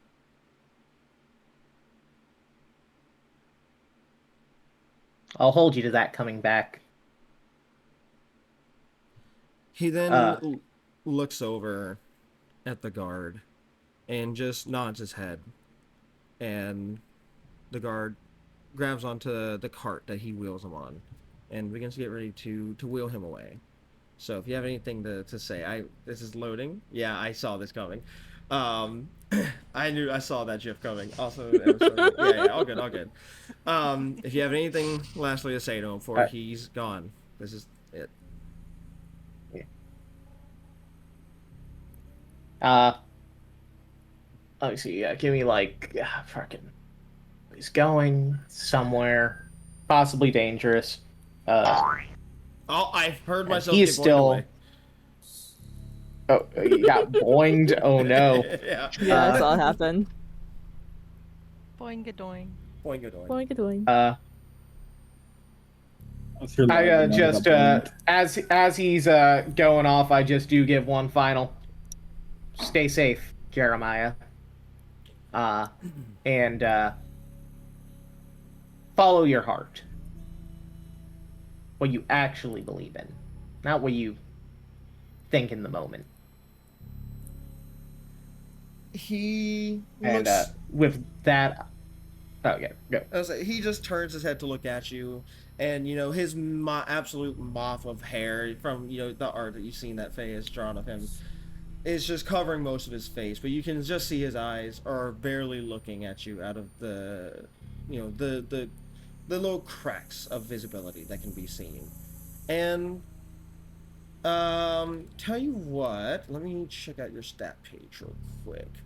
Actually, I'm just nice enough, I'll just tell you this, but your perception is high enough regardless. You see that he does have somewhat of what appears to be a small smile on just the corner of his mouth. Yeah, when I see that small smile, I just give him a nod and turn away to try and regroup with the rest of the party and see what our next course of action is. Okay, I'm just going to start leading you over here. Survive, to the generally. groups of people that I'm assuming are done speaking. Which leaves me with one of two. Because I saw you said you had a more direct line of sight towards Forgotten, so I'm assuming you have an interest in Forgotten at the moment. But Alexi's been waiting around a bit longer than you, and I have something that I've been waiting for when it comes to Alexi. Oh, no! No, I'm gonna No. get traumatized. My trauma is coming to bite me in the ass! You are, the room's silent, everyone's kind of conversing amongst themselves, when you hear the sound of a gun cocking before a safety's getting clicked on. And the chair 205-11 pushes back as she stands up and puts the gun, she tucks it in her pants, between her back and her pants. And she just turns and looks directly at you as she starts to make her way slowly towards you. The most... There might be a little girl who gets punted. the most devious little smile. I love how you could tell on her face. immediately. I was thinking in that moment, she's like, she gets up closer, she gets I haven't completely described her. So, as I said, she does appear to be in her early 20s. And she is about 5'7" and is wearing full like not full tactical gear, but like military boots, like military like fatigues, you know what I mean? Except for like obviously the she's arms are stressed exposed. down. Yeah, and she is, you can tell she's very strong. I can tell you that much. She's definitely in shape. As she's walking towards you. And she just stops and stares at you for a minute. First she says, "So, you got my text?" You bitch. Are you fucking kidding me? Oh my god. Oh, God damn it! Oh. The fondness for guns and people who know how to use them. Motherfucker. I'm killing myself. Alexi's going to... His brows furrow as he, like, does, like, an up and down look of her before she can most definitely see, like, the recognition, like, in his eyes. Like, that was you.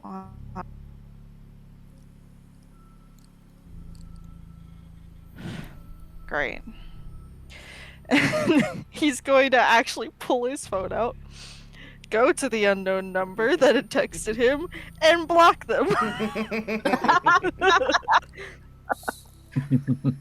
She just watches this, and crosses her arms. Like, the smile's never leaving her face. Oh, I can switch back to normal background music now since he's gone. Yeah, I was about to say. Thank you. And she creepy just music smiles. is so and ominous.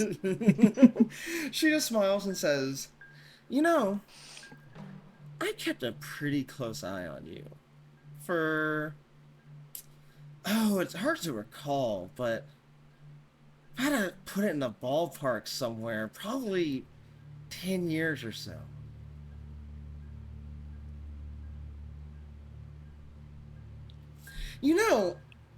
There's actually quite a few times where you were going to be put on D class. But I saw potential. So I told him no. In fact, if it wasn't for me, you would have been dog chow for 939 probably a few years ago.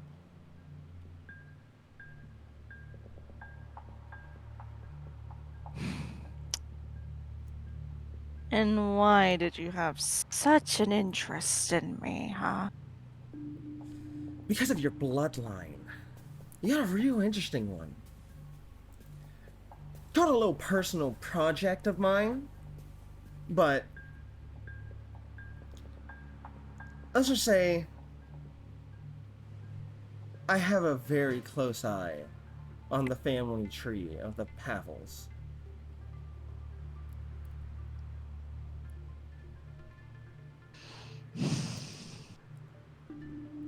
Yeah, this is why I say multiple times that Alexi has my anger. Never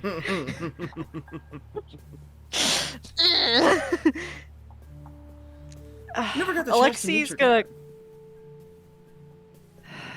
Alexi's just kind of like he adjusts himself on the wall, like arms crossed, head against like the literally like in the corner. He's got it like this, and the girl can hear him like smacking his head against like he's holding himself back. And he like glances down from his nose at her and he goes, well, I never really got to meet him either, so that's two of us. Yeah, it is a shame that things had to play out that night. I could let you in on a little secret about it. About why things happened that way and that they did. Something that no one has told you yet, and I would love to. I have a feeling that even if I say no, you tell me anyway, so go ahead. So, you heard what the old man said. The old 05-6. Mm-hmm. Meaning, we got our new 05-6. Yes. That was one big training ground. For that one over there. It all went according to plan, actually.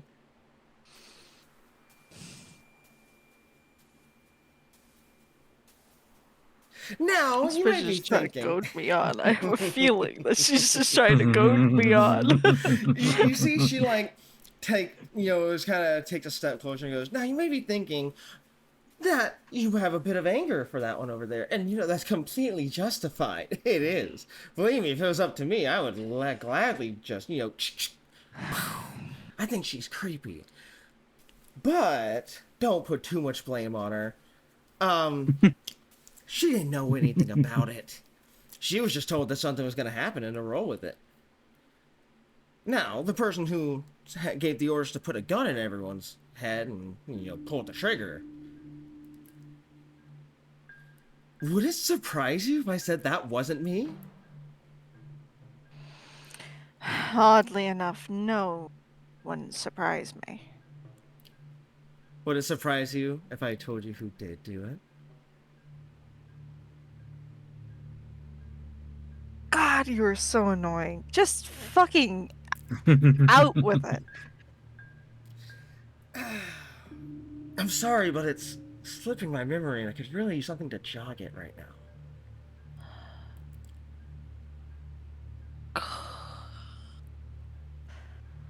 What do you need? Yeah, that's more like it. Bitch, I fucking hate you. One of my favorite guns got taken from me. Uh-oh. It's in the GOC's hands right now. And I want it back. And it just so happens you're going to the GOC. Get it back and I'll tell you who pulled the trigger that night, or gave the order for it. I mean...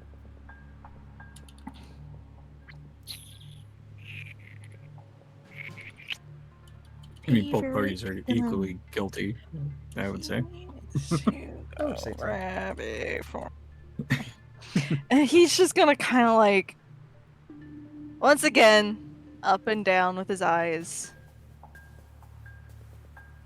Before sighing, and he goes, I'm just going to be an errand boy, I guess. Oh, yeah, exactly. That's the whole point of this. And if I don't get your favorite gun, then you don't get to find out who gave the order. And I doubt you ever really will.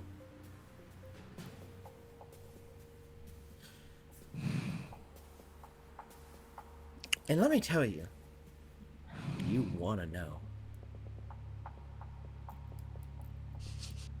get out of my head. Oh, I'm gonna fall. Get out of my head. Sorry, guys. Get out of my head. I don't like this bitch. She knows exactly how to piss fucking Alexi off. Her existence pisses him off. Bitch. What the hell? What the hell? I think they said they had to take a phone call or something. Yeah. I did say I have to take a phone call. I'll be right back. Mhm.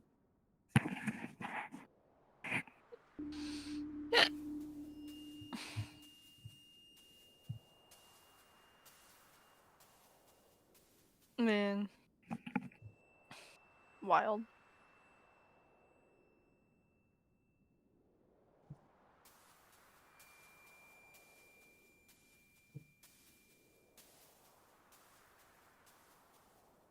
So how's everyone doing?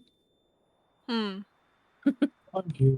I'm mad. Silas got his get back, so he's good. I'm mad. Alexi's mad. What's new? Why Lexi bad? I can't see my forehead. I can't see my forehead.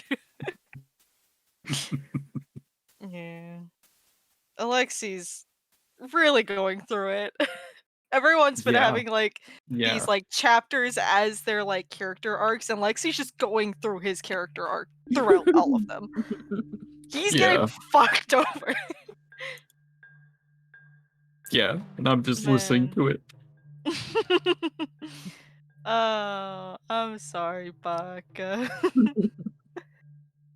We're both going through it. It's okay. I think this campaign might be the death of me. I think it might really be. You need to stop getting so sad with Alexi. He deserves it. half the I'm time. sorry. All right, Rowan, you can blame Leda why your father passed away so early in his life. You made the D&D campaign so sad that it killed it. Yeah, Broke my heart. broke my I'm heart. I'm struggling to get back into. I'm trying to remember the voice I use for Avery. Yeah, you're having fun with two characters.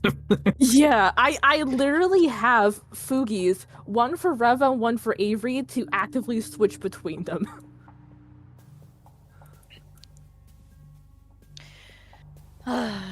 Yeah. Alexi's gonna continue to go through it. Sorry, not sorry, Baka. This is just his character arc. And It's there's fine. so much more y'all don't know. I guess. It's fine, I guess. So much more stuff that I don't know.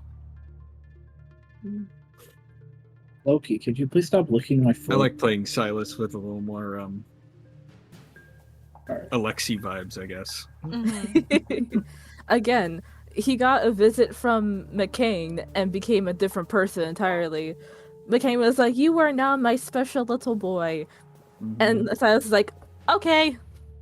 Alexi and Silas kind of started like swapping personalities did. after that. They did. That session just kind of swapped their personalities completely. And I find that so funny. They're intrinsically Alexi- linked. Alexi's now depressed and not really as, frat boy and goading as he used to be, and now Silas is goading people on. Silas says, "Fuck you." Silas is gonna attack someone. He might. Okay, sorry about that. Fucking Foxy FNAF 2 jump scare at someone. Right? He almost went to anyway. do it just for Danny. So, what were you saying in response, Chief? What did I say? What? I don't know. I didn't have my I headphones. don't on, so remember didn't what hear. happened. You took a call and then my brain shut off. She said you would really want to know who did it. Bitch. He's just kind of. He finally just shrugs and he goes, "Fine. I'll get you your gun. But you gotta tell me what it looks like. At least." I'm sure you'll be able to see it pretty fucking easily if I'm being honest. It's I'm getting there. Take a breath, alright? You'll know when you see it. It looks like a normal handgun, but it's set for disposal because it's an SCP. It's an anomalous gun. And the GOC hates that. So they're trying to destroy it. Just go to the demolition wing or wherever the fuck it is that they throw away shit and get it from there and stop them from breaking it. Simple as that. Bro, Alright. Thank you, I do need water. some asshole in the chat's trying to tell you to drink You're water. welcome. I should also drink some water. You're welcome. Thank you, Baka. Except we all went, oh boy, water. That doesn't sound Water. Water. And he's just gonna kind of make like a note of it in his head. And how close is she to him now? Within like 5 feet. She's within like D&D melee range, I can tell you that much. Okay. He's just gonna once again, he's like looks her over and just he does not like how close she is. And he goes, "Well,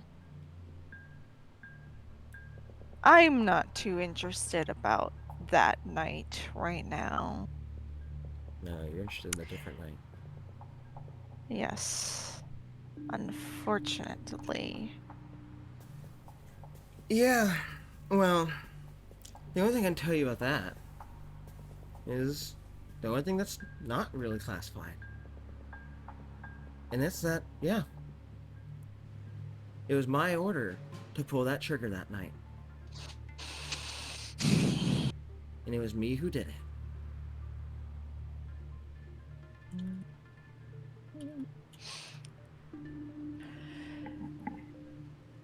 And he can almost she can almost immediately, like, stiffen. Hmm. But his face kind of keeps neutral in a way, as neutral as he can be right now. And he just nods and he goes, "All right. That at least clears something up." No, I know there's not much else you could tell me. no, there's not. Not that I would really want to right now, anyway, really. But, look, I'll give you this. Everyone gets one. And I'm not excluded from it. So, give it your best. Right here. And she takes a step back and points to her cheek. Come on, right here. I deserve it. Oh my god. I deserve it, right? Come on.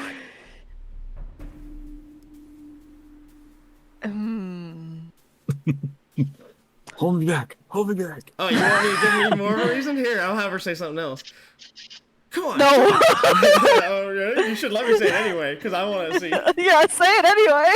Come on, right here. I want to see what would have, any difference would have been made if you were there that night. This bitch! Fucking hell! She can most definitely see him raise his fist. And she feels the air whoosh past her face. But his fist collides with the wall right next to her instead. Mm. And I'm assuming, with how his strength is, the wall splinters and cracks under his easily fist. breaks, yeah. And he just kind of looks down at her with a death stare. And he just goes, "I would suggest you step the fuck away from me. Right now. I He just won't give gives- you any satisfaction right now. Get the fuck back."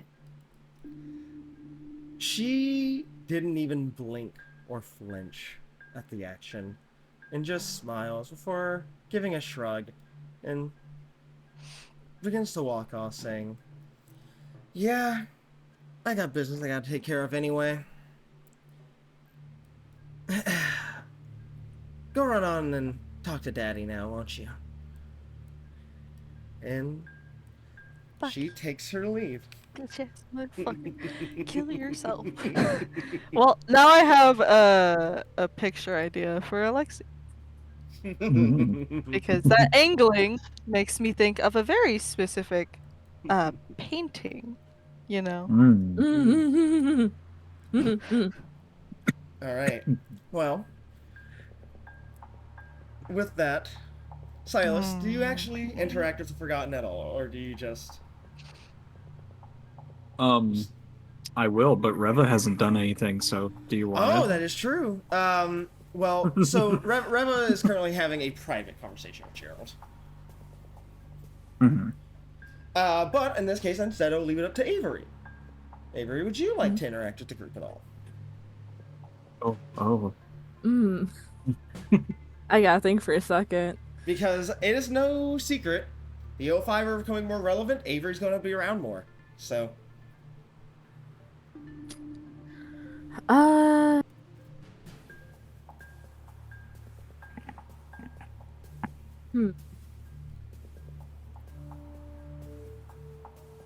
gonna say no for right now. okay. After that conversation with Alexi, she's, I guess, a bit hesitant to interact with the others. Mhm. But if any of them were to look at her, they might see her glancing at them every once in a while. Like she's keeping her eye on them. Alexi ruins things all over again. Let's go. Yeah. It's all his fault. Well, in that case, Silas. All right. Yeah, so Silas is just looking at the Forgotten, who is probably now also staring back. He's looking back. Yes, they are looking back at you. Yeah. And Silas is just like looks around the room for a moment to see if anybody else is looking, and then looks back at them and just gives like the signal, like, you want me over there? You here? What are we?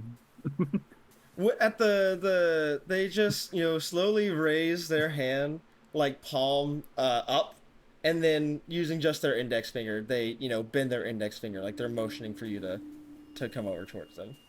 Yeah. Yeah. So I was just okay. He starts wandering over there. God, I just want to say I'm still so fucking proud of my O5 art. I fucking love the Forgotten. They're good. I fucking hate So I was them. just walking by everyone. The Forgotten has eyes that rival that right here. of Chuck's and unsettling to me. Them big baby blues. And now I'll zoom in. There we go. Now we're on focus. There we go. Yeah. When you make your way over, they, it's I really can't describe anything in terms of what they're doing, like facially, because you just can't make it out. So even in the I way won't they remember talk, it anyways. yeah, you'll remember it anyway. So like, they just you get the feeling that they're smiling just from how they're talking as they say, well, I didn't expect you and your friends to all make yourselves known here. What do you think of my lovely cohorts? Well, I mean, I know some of them kind of, but generally speaking, most of them I don't really vibe with. Well, that's to be expected. Some of them are really nice. Some of them are really annoying. Some of them just exist. Like that one right there. Hello, Nine. And Nine, she looks over and just... and then she just gets up and leaves.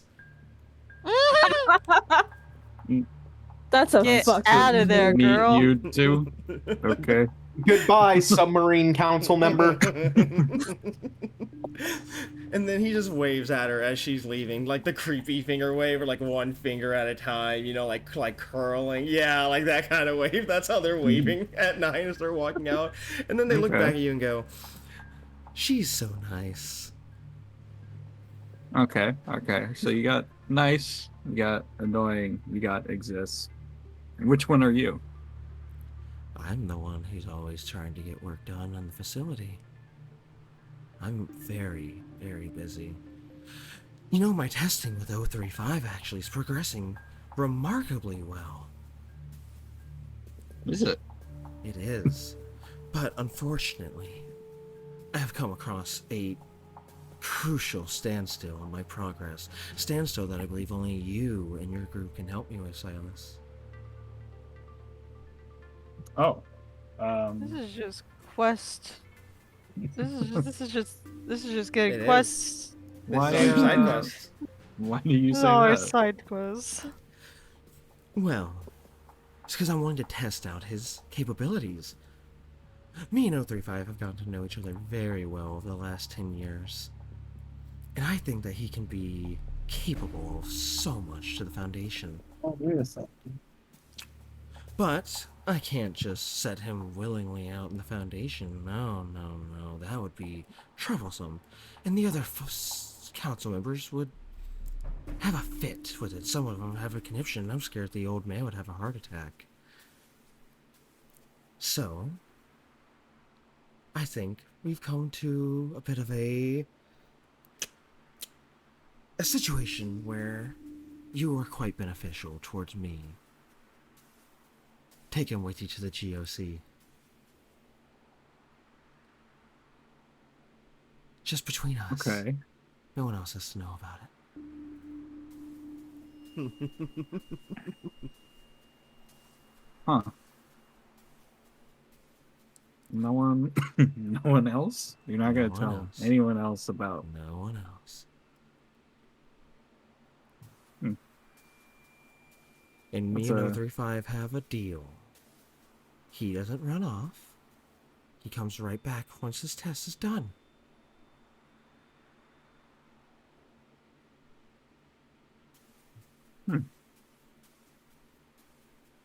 You know, I've been having a kind of interesting week so far, so why not? This is why you are my favorite in the group, Silas. When you are given your supplies, with all your weapons and your clothing and such, I'll have the mask slip into your bag. Don't worry, he won't mess with you or your friends. Simply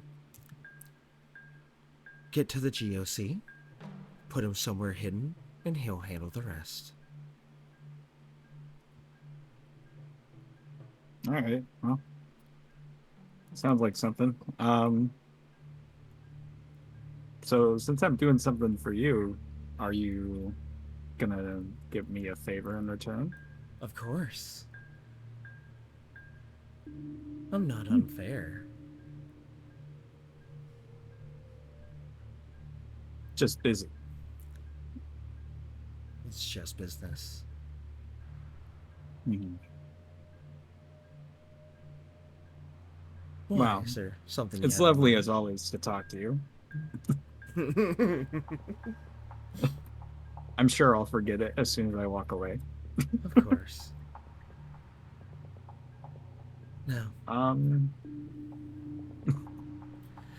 your friends Go look as ahead. if they're ready to get out of here, especially the one that just punched a hole in my meeting room. I recommend you get them and leave. yeah. Yeah, I'll go talk to him. And Silas will go walking over here, and part way he'll just go, "What was I doing?" Oh, anyway. Huh? What?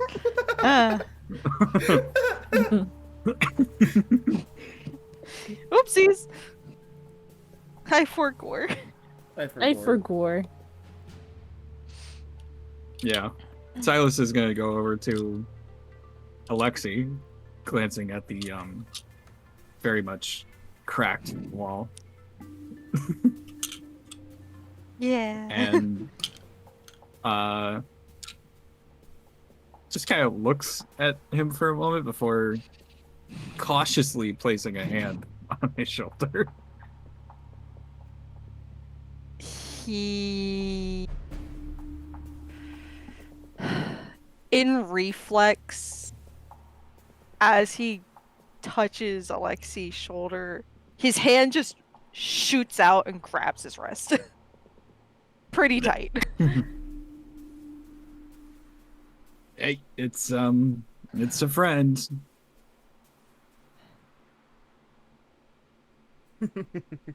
And he kind of like blinks out of it and glances over before very reluctantly letting go. And he like kind of turns to the side so that he's not facing Mhm. Silas and kind of like wipes at his face to fix his expression before glancing back at him and goes, I don't ask. And I wasn't planning on asking. I had a different question. hmm, Well, there is a certain SCP I know about in the cafeteria. Do you want to get a drink? hmm, that sounds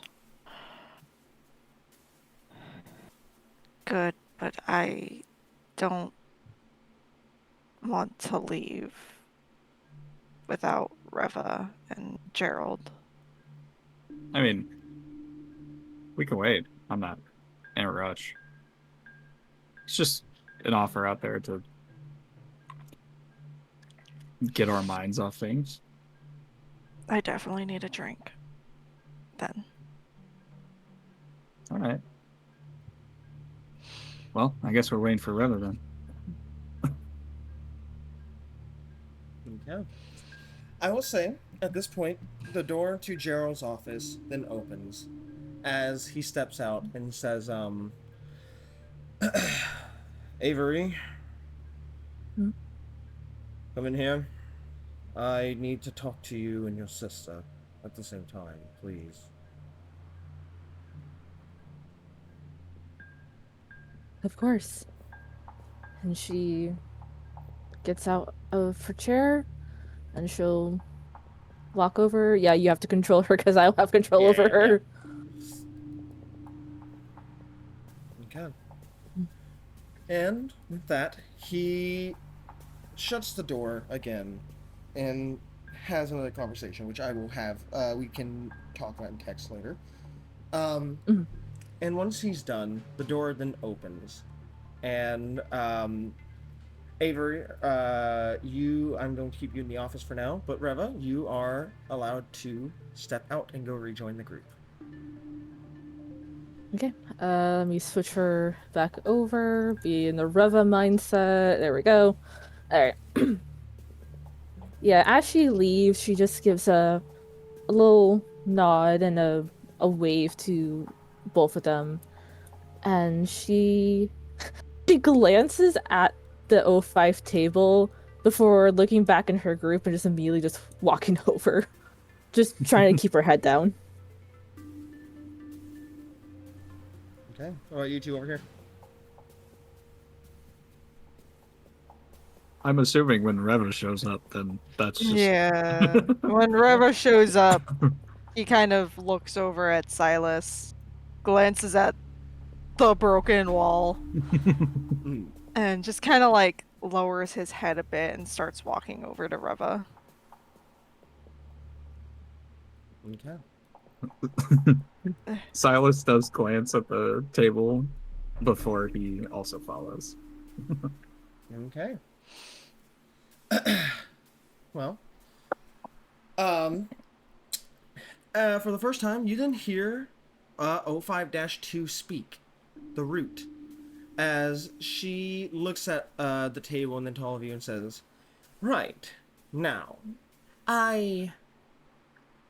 Wunsch, you should not have been allowed in here in the first place at all. But, now that you're here, I believe it is pertinent that we have a talk.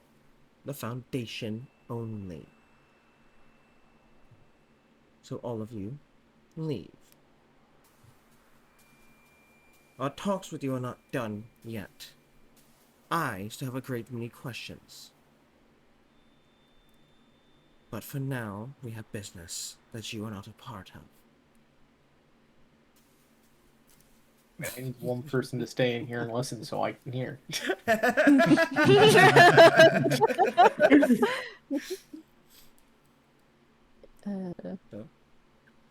Yep, Rev's out. She's out. Yep. No, Lexi doesn't even fucking say anything. I mean, Danny probably didn't even make it back in before that was issued. No. I will say, just for the sake of convenience, you all make your way back out and towards level 3, since that is where y'all were previously, and are able to regroup. Assuming you want to all regroup. You've all been split this entire session so far, so... I did say trying to head back to the group was my last action stated. Yeah. Mm-hmm. One second. I will just say to everyone who didn't pay attention to what Alexi was doing that entire time, he looks anxious and exhausted. Yeah. Time for a drink. Reva will like glance over at Alexi. She's been very quiet the whole time. And she'll kind of reach out and like she's gonna put a hand on his arm and then like stops, pulls it back and just goes, are I would ask if you're okay, but I can tell you're not.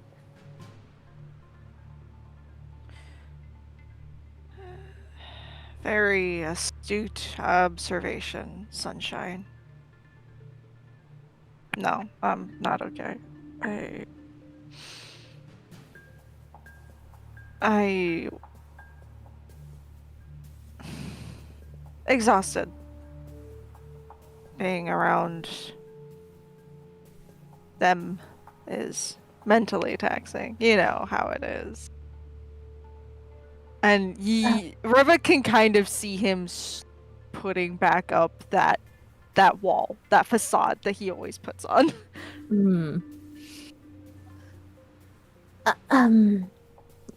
Right, yes. Sorry. It was a stupid question. We're in the SCP Foundation. No questions, stupid question, honestly. Yeah, fair. There can be ones, but yeah, they're always stupid questions, but I'm just worried. I don't like seeing my friends upset. If you count us as friends, I don't know how you feel about that situation. Label. She's we just can like be whatever you want us to be, Sunshine. Oh. I just Oh, they go to fuck.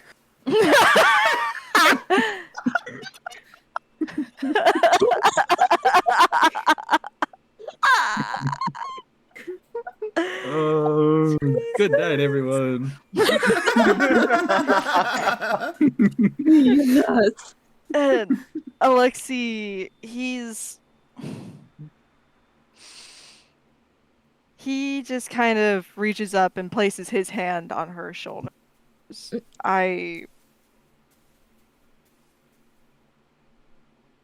Things regarding my family brought up, and just a lot, honestly.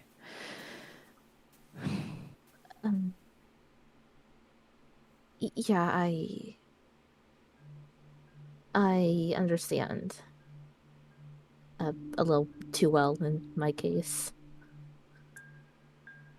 And she's been standing there kind of like glancing like down at the floor and back up at him and back down the floor. She's fiddling with her tie like she usually does. Before she goes, I do recall you said you wanted to talk. You had questions. But if you're not in the right headspace for that, I don't mind waiting. No, I mean, at this point, do the questions really matter? It's not to be a downer here or anything, but shit's fucked, and we don't really have much of a say in it. And any question I ask you, I'm just going to get an answer that I either don't like the answer to, or it doesn't mean anything to me. I mean, you don't know that. And I am willing to answer what I can. At least the things that I know won't harm you. Just she kind of glances around and she goes, "It would be best if we spoke more privately, if we can." Yeah. Well, I've got 2 questions. One of them can be asked here and now. Okay. Does anything ever really matter now that we're down here?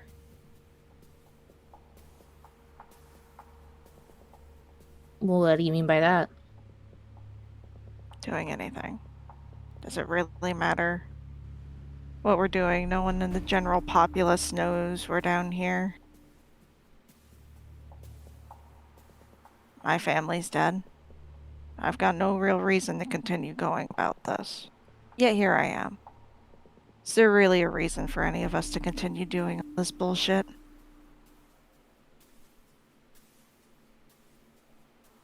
I mean,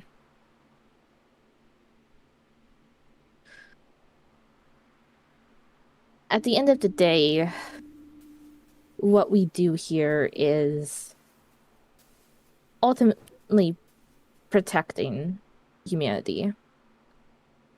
I think if the general populace knew of the horrors that we contained here, to say it would be a shit show would be an understatement.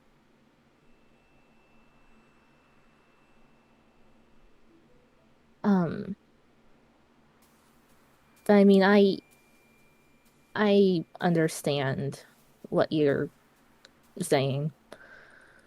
There were times before where I've felt the same.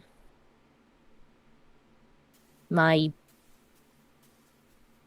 have no family besides Gerald and Avery. My parents are dead.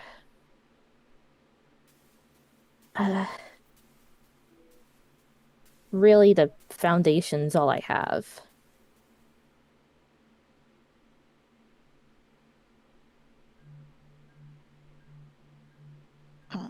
Well, he's gonna, once again, kind of like, he doesn't move his hand off her shoulder, but, well, he does. He kind of like positions it more so it's on like the upper back. Mm. He goes, well, my second question can't exactly be asked here.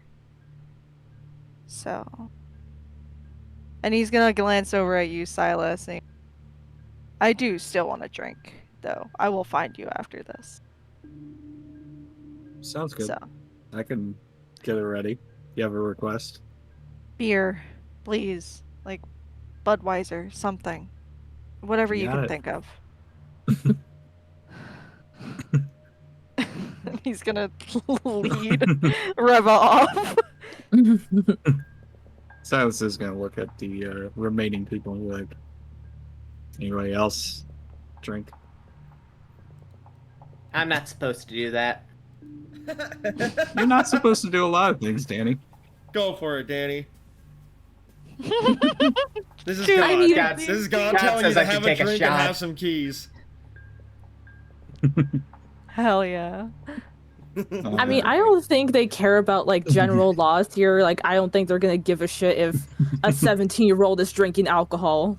Don't Yeah. worry, Danny. You can go have yourself a drink. Silas Okay, looks over. I'm down. Breaking the law. Breaking the law. Hell yeah. Nice. Silas looks up to Chuck and is just like, I don't know if you really drink, but we can get you food. Chuck gives a thumbs up. Cool. All right. Silas is gonna walk towards the cafeteria. Okay. So I'm guessing everyone's going then? Yeah. Yes, absolutely. All right. Well, A scientist in 3D class. what they finna do? Scientists in 3D class walk into a bar. One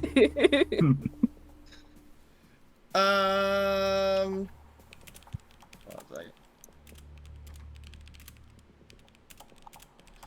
All right. Well, in that case, since it sounds like these two are probably just gonna end up joining that group anyway, we can go ahead and start with that group. Because this will be probably the end of session just about. So you two have the scene. I don't have a say in this, at least not yet. Okay. Not yet. Don't Not worry about yet. I'm always worried. Alexei is going to lead her once again, like always, to his bedroom or his dorm room. Mhm. Whoa. Oh, it. Whoa! Shut up. yeah, well. And We're not Hold on, that wait, close hold yet, on, shut wait, up. hold on, hold on. This is Hold on. escalating. What's the DM doing?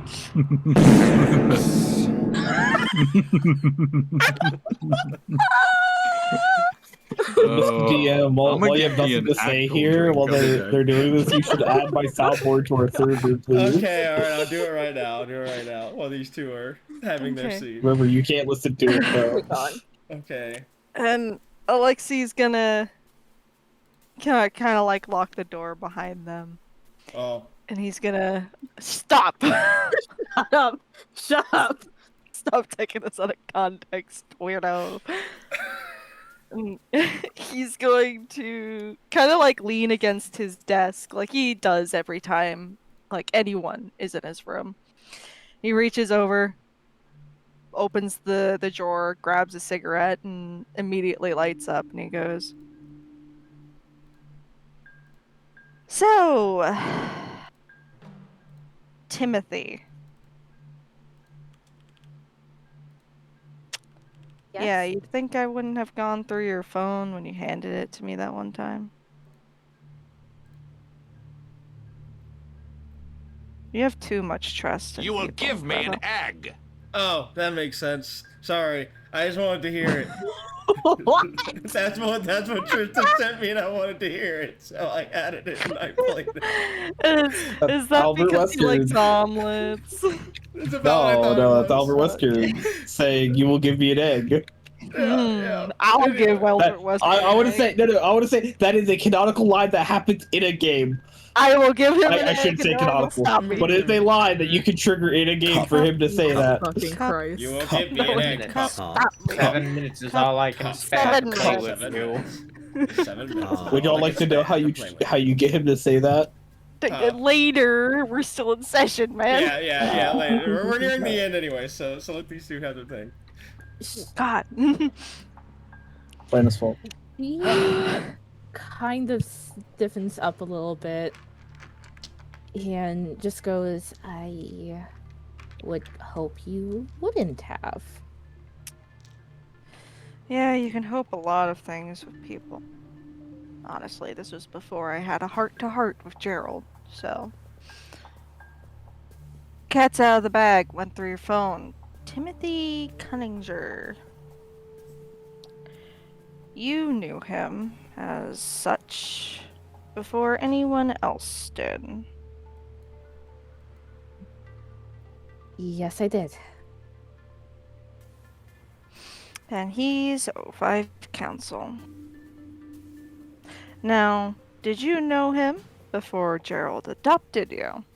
That's the question.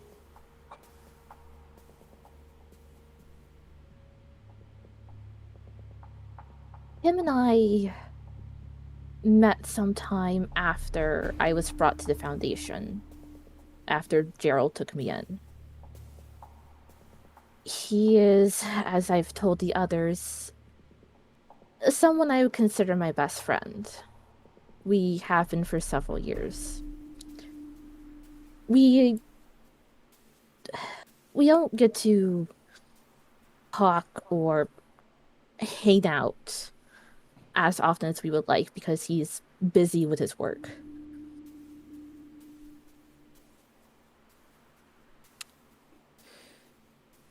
And you've been friends for as long as you have. How long's he been O5 Council? Since meeting him.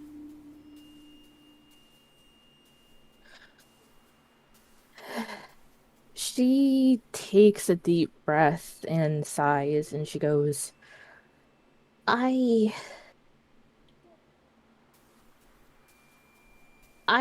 known since I've known him that he's been O5-3. How long he's been in the council for, I don't know.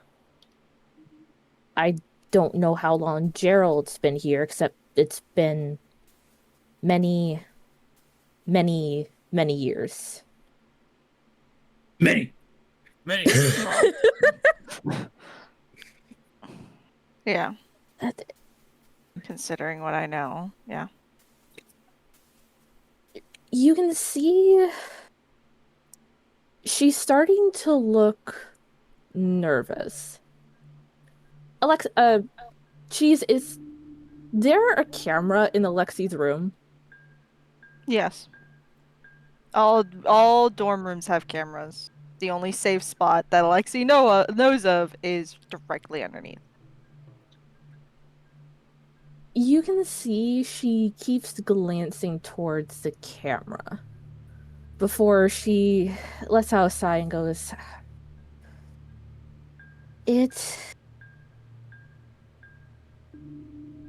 be easier if I... Alexi, can you trust me? At least for just this once? Seems I'm putting my trust in a lot of people recently.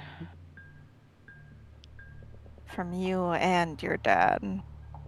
But yeah, I'll trust you. You're part of my team, so... Good. I am sorry this is gonna be a little weird, but... And she's gonna step closer to Alexi. And he's what, 5'10"? 5'10", right? yeah. Yeah. An inch taller than his dad. Yeah. And she steps closer until she's standing right in front of him. And she just goes, this is gonna feel weird, I'm sorry. And she's gonna reach up until her hands kind of like on the back of his neck, back of his head, and sort of like pulls his head down until his head's like he's leaning down towards her, but his head is bowed. And then she's like gonna... the crown of his head's facing her. Yeah. Okay. And then she's gonna gently lean up and tap her head against his. And DM, you know she's activating her ability. Yeah. Hey, you should kiss. I knew one of you bastards was gonna push the button! Yeah, I knew if it wasn't him, it was Baka. I knew it was coming. It was. So yeah, when she does this, you, Alexi, feel almost like a soft, almost warm buzzing feeling, almost similar to that of like when you're petting a cat when it's purring. It's a very similar feeling. That's why I said that. That's why I said that. And when this happens, you do feel a bit of a connection before or afterwards.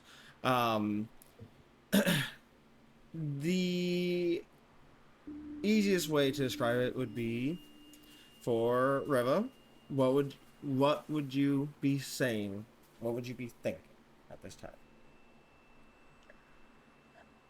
As soon as she feels that link connect, she will gently pull her hand back, step away, and she will say, not out loud, in his head, she will say, can you hear me, Alexi? She's talking in his head. He, like, his head's still bowed, and he's like, what the hell that for? And he, like, slowly raises his head. And when he makes eye contact with her, doesn't see her mouth moving, and hears her voice in his head, he goes, Calm down. Hello, Mario. hello, Mario. I'm going to emphasize this now. For the time being, as she's talking, she is talking entirely in his head. Mm. I can hear you. You can hear us, Danny. Danny, Oh no! Danny hears all. Reva goes, sorry, this is probably the easiest way to say this without without others hearing. Okay. She again takes a step back until she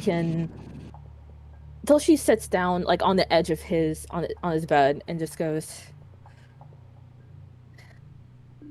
"The truth is, Alexei, is that the O5 Council has been watching me for about almost a decade at this point." You and me both, unfortunately. Ever since Gerald brought me in after my incident, they've always been watching. Just curious as to who Gerald could be taken care of. From what I understand, he's always been a loner up until that point. I never really saw any of them besides Tim, and that meeting was more of a coincidence, if anything.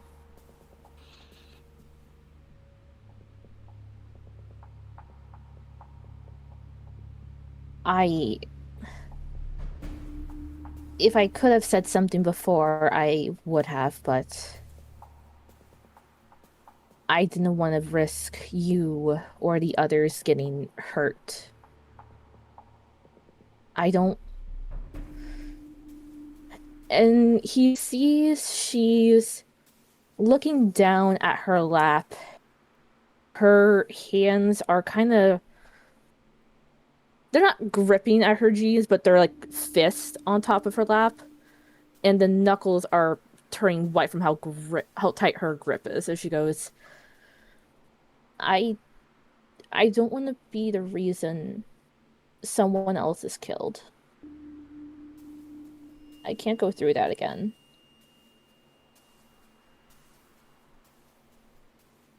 You and me both, kid. I'm older than you. I don't care. We've got a lot more in common than you think. And, I only feel it fair to give you something about me as well.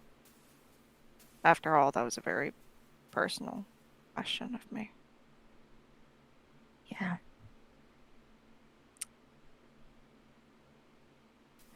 I know much about your dad. How about I tell you about my mom? That seem fair?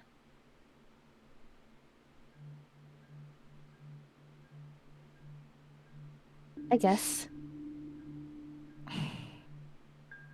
As long as you're comfortable with it.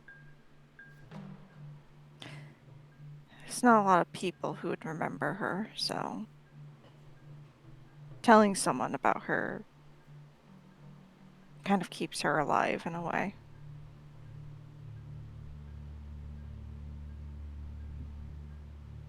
I just recently learned that my mom was anomalous. And the reason she's dead is because of that. I made it green. Green.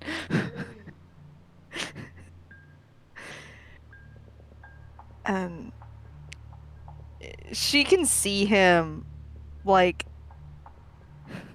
you know how people, like, in cartoons and stuff, when they're stressed and they're smoking, they continue to drag from it? Mm-hmm. Since he's speaking in his mind now, she can see that this freshly lit cigarette is already almost to the filter. Mm. And he sees this, taps it out on his desk, and like, puts it out and grabs another cigarette. And he goes, and I watched her bleed out when I came home that day. On top of that, it's only fair to tell you why I was stressed earlier. Council member of the O5 Council, O5-11, is the one who killed my mother. And she decided tonight was the perfect night to try and get a rise out of me. So I punched the wall instead of her. I think she was trying to get rid of me.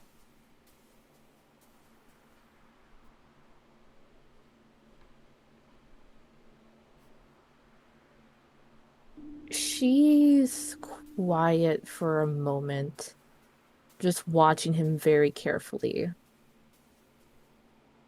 Before she says, again, still speaking in his mind, I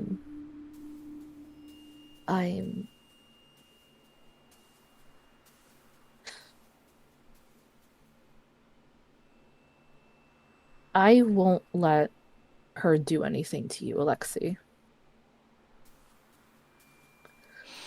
I'm aware my abilities have limitations, but I do care for you. I care for everybody. And like I said, I'm not going to let another person I care about die. Not if I'm around.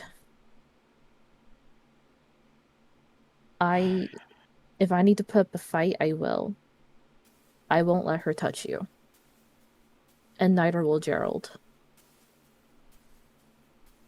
Trust me, Sunshine, I'm not scared of her touching me. I'm scared of eventually not being able to hold my fists back against her. I'm scared of eventually fucking everything over for all of us. Because that's all I'm good at. It's all I'm good for. She said it herself. I wouldn't have been able to save my mom, even if I was there that night. Even now with my anomalous strength, I wouldn't be able to stop her. So why does it matter?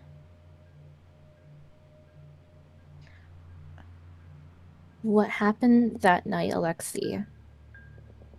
It wasn't your fault. You were just a boy when it happened.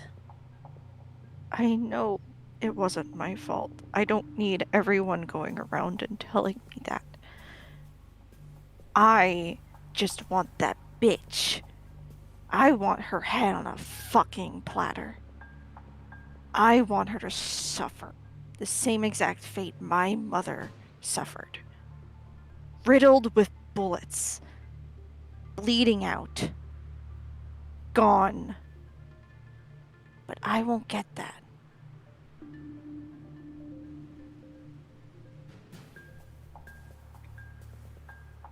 My revenge will never come to fruition. And it's just a lot. But there's not anything either of us can do. Nothing Gerald can do. But she promised me information of the night my father was killed. And I intend to follow through. Whether she's telling the truth or not, I don't care. Because I'm not getting the answers that I need. And I trust you and Gerald. I know I don't show it. But I trust you too with my life. He's old. He knows shit. You Trust have me, I'm been here aware. longer than me. And they're also, you know. He even does like the hand motion of like it's motioning towards his head, like, you know. Yeah. I know it's not much that I can say. I am sorry for your losses, Alexei. And again, she's looking down at her lap, and this time he can see that she's starting to like scrunch her shoulders in a little bit, like kind of pull them up to her ears. And she goes, I know what it's like to lose your parents. I know what it's like to see them die right in front of you. Because it happened to me.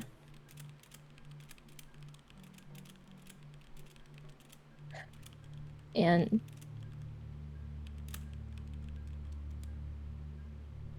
I've watched them die.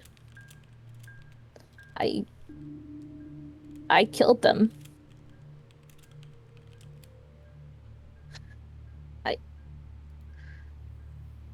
I've watched them become vaporized into nothing more than dust and bone.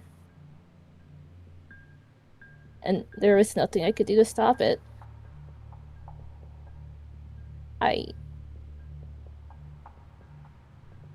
You can tell she's trying to hold back tears at this point. As she says again,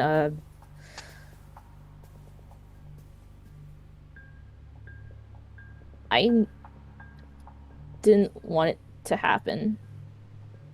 I knew it was, but there was... What can an 8-year-old do to try and stop their parents from exploding?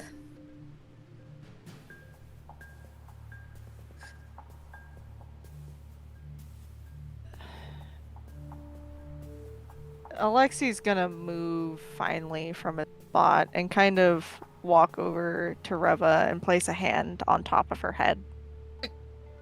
He's still got like cigarette in one hand, so he's like trying to comfort her as best he can. He goes, "Listen, I'm not one for comfort and all, but I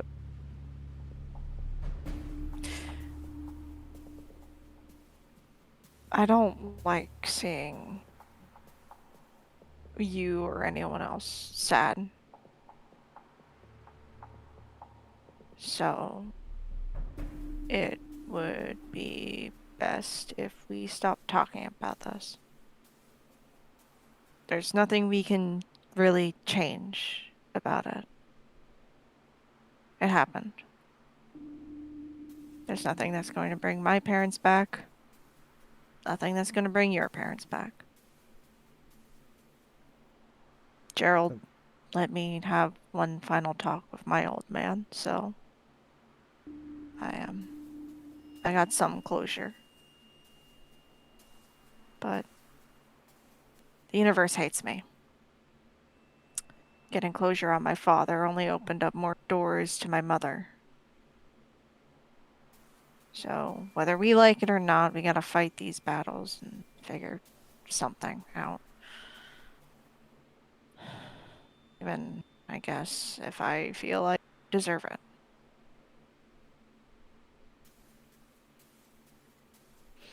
And he's gonna put his cigarette out and kind of pull away. And he goes,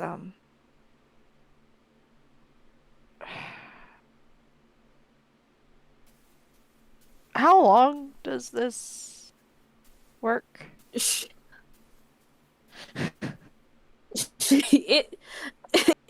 about to end, trust me.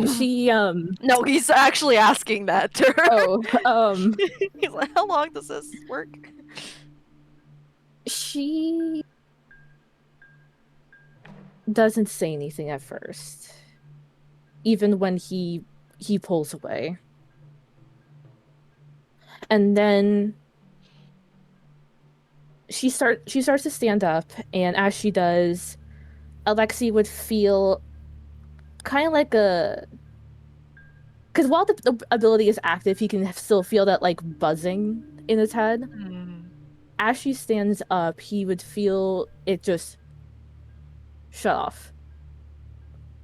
And as the connection ends, and before he can say anything, she very quickly marches up and just wraps her arms around him in a hug. And she just goes, You don't deserve to be in pain, Alexei. No one does. As long as I'm here, I'll make sure you get some happiness in your life. Even if it's just a little bit.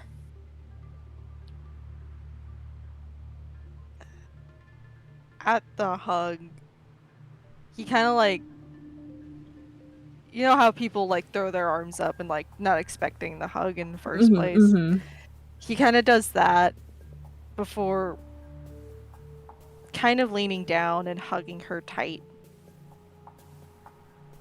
And he goes, yeah, well, there are people out there who think I don't deserve it. Me included in that list. So, we've got a lot of people to fight here, Sunshine. And I'll fight as best as I can. And she stays like that for a minute before she pulls away and looks up at him with as much of a warm, reassuring smile as she can muster. She goes, you mentioned drinks earlier? Oh, fuck yes. Let's go get some fucking alcohol. And he's like, he like tosses like the cigarette that he had already, you know, put out into the trash can, and once again, hand on her upper back, and starts leading her out of his room. Okay.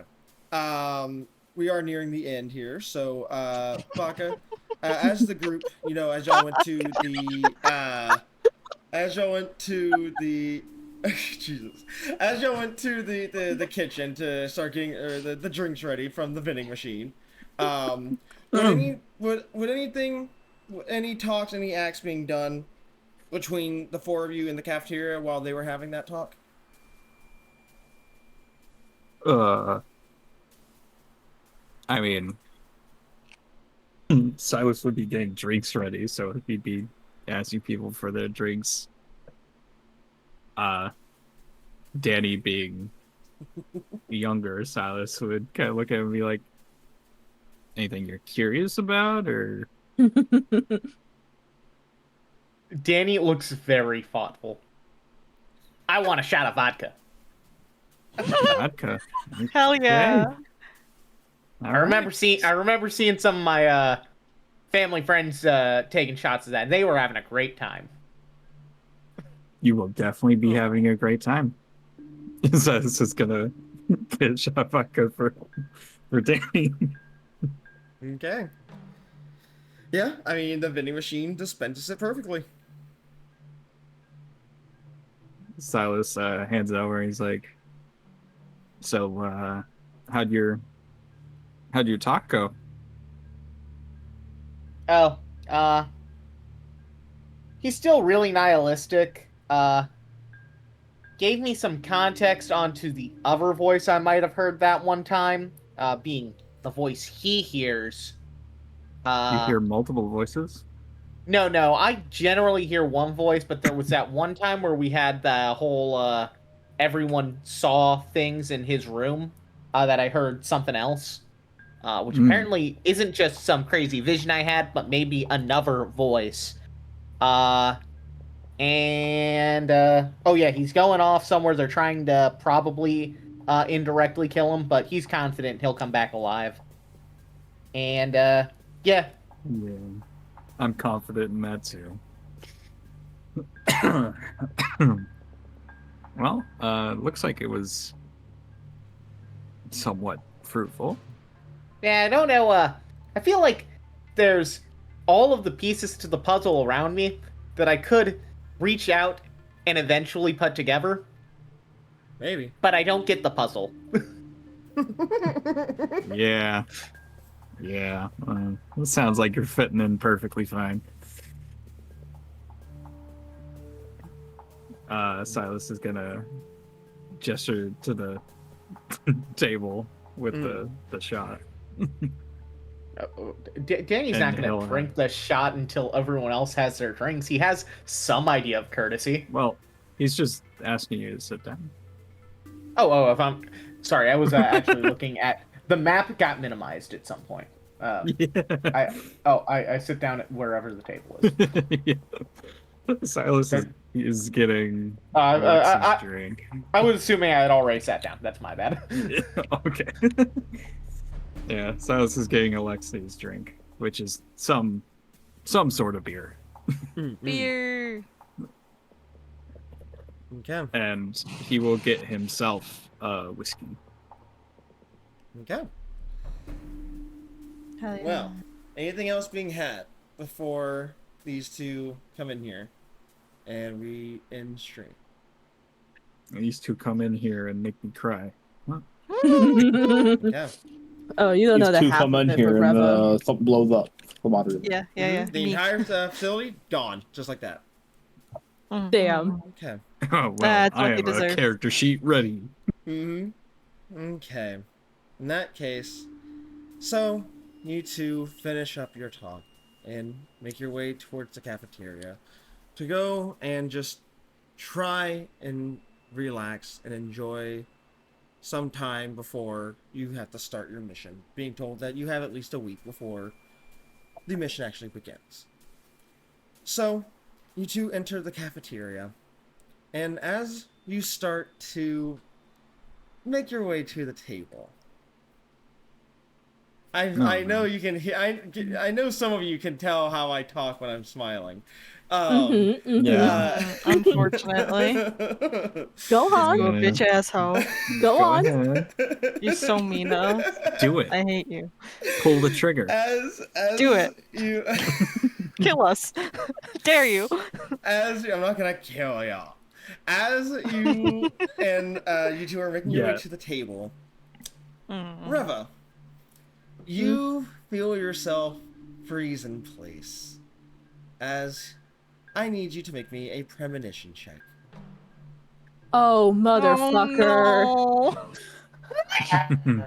It was Oh, fucking no. one of you. Cliffhanger prophecy. Cliffhanger prophecy. Oh, Cliffhanger here's the prophecy. thing. Here's the thing.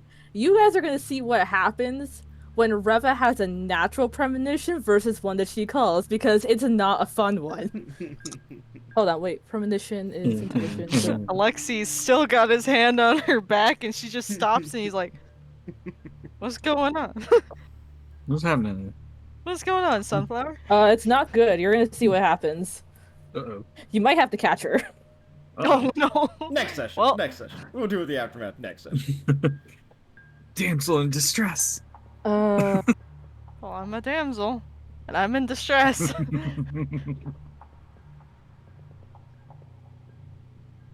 So I rolled a 22. Do I need to make my other roll for that or no? No, hold on to that for now. Okay. Oh boy. So, you feel yourself freeze in place as you receive one of the premonitions that you don't actively call for. One that seemingly just comes to you for no reason. At least, not one that you have yet to deduce. You are with the group, and you are walking through the facility when you see the new MTF team. You see the Fist of God. And you see all of them are standing with one another, speaking and conversing, when Banshee makes his way over to you. And he looks tired, as if he hasn't been sleeping well, as if he is exhausted. And he opens his mouth to speak, and the vision is a little blurry, I guess the best way to put it. You can't exactly understand what he's saying, or at least not all of it, but you do manage to understand as he says, I've been having a lot of visions in my sleep, and they don't make sense, or at least not yet. There's just one thing that I remember every single time. I keep hearing the words, to save everything, all of them need to die. And that is where we're going to end session for tonight. Well, Alexi's suicidal, so that's not a good thing for him to ever hear. Oh, God. Oh, no. Luckily, Danny cannot be killed in any way that matters. Danny lives on forever. So true. All right, y'all. And that will do it for tonight. And for pretty much the next 2 weeks, because we don't get a session until I'm back in town and back from the hospital. Yeah, with baby. With baby. Baby. 2 weeks of old Lena be a Ponzi. Oh. Hey, look. Look. Not too much longer from now, there's gonna be two Lena two Lena redeems. Yeah, two Lena redeems. Yeah, I can't believe they're farming redeemed. Now they're gonna make another. They're gonna make a Lena V2 redeem now. Yeah, Lena V2 redeem. Even more stuff to spend a redeem points on. And I'm getting tortured over here, y'all. Good, you deserve it. The tortured artist. At least I get paid for this. Hell She yeah. does indeed get paid for this. Speaking of model stuff, y'all two need to get together for outfit. Because I'm not making multiple unless you pay me for multiple. Unless you pay for it, I ain't doing it. No. It's gonna be pick one. Me and Faye do need to talk about outfit because I think we're on a good track with that. The last one that you drew. So. Yeah. I get the vibe. It's just trying to, like, pretty much like the hair, the overall look. I got. It's just the outfit that needs work. Yeah. All right, y'all. Well, it was very fun. And like I said, next session will be the first session with new baby in the world. And I don't know when that will be yet. Yippee! Yippee! Due date is on the 6th. We'll probably be in there for the most of that week. At least let's just plan on next session being on Monday the 13th of April. Sound like a plan? Yeah. Absolutely. Sounds good. All right. Well, that's gonna do it for us then tonight. Everyone say goodbye. Bye. Where's the Bye-bye. end screen button? Where's the end Pack screen your button? tissues. Bye-bye.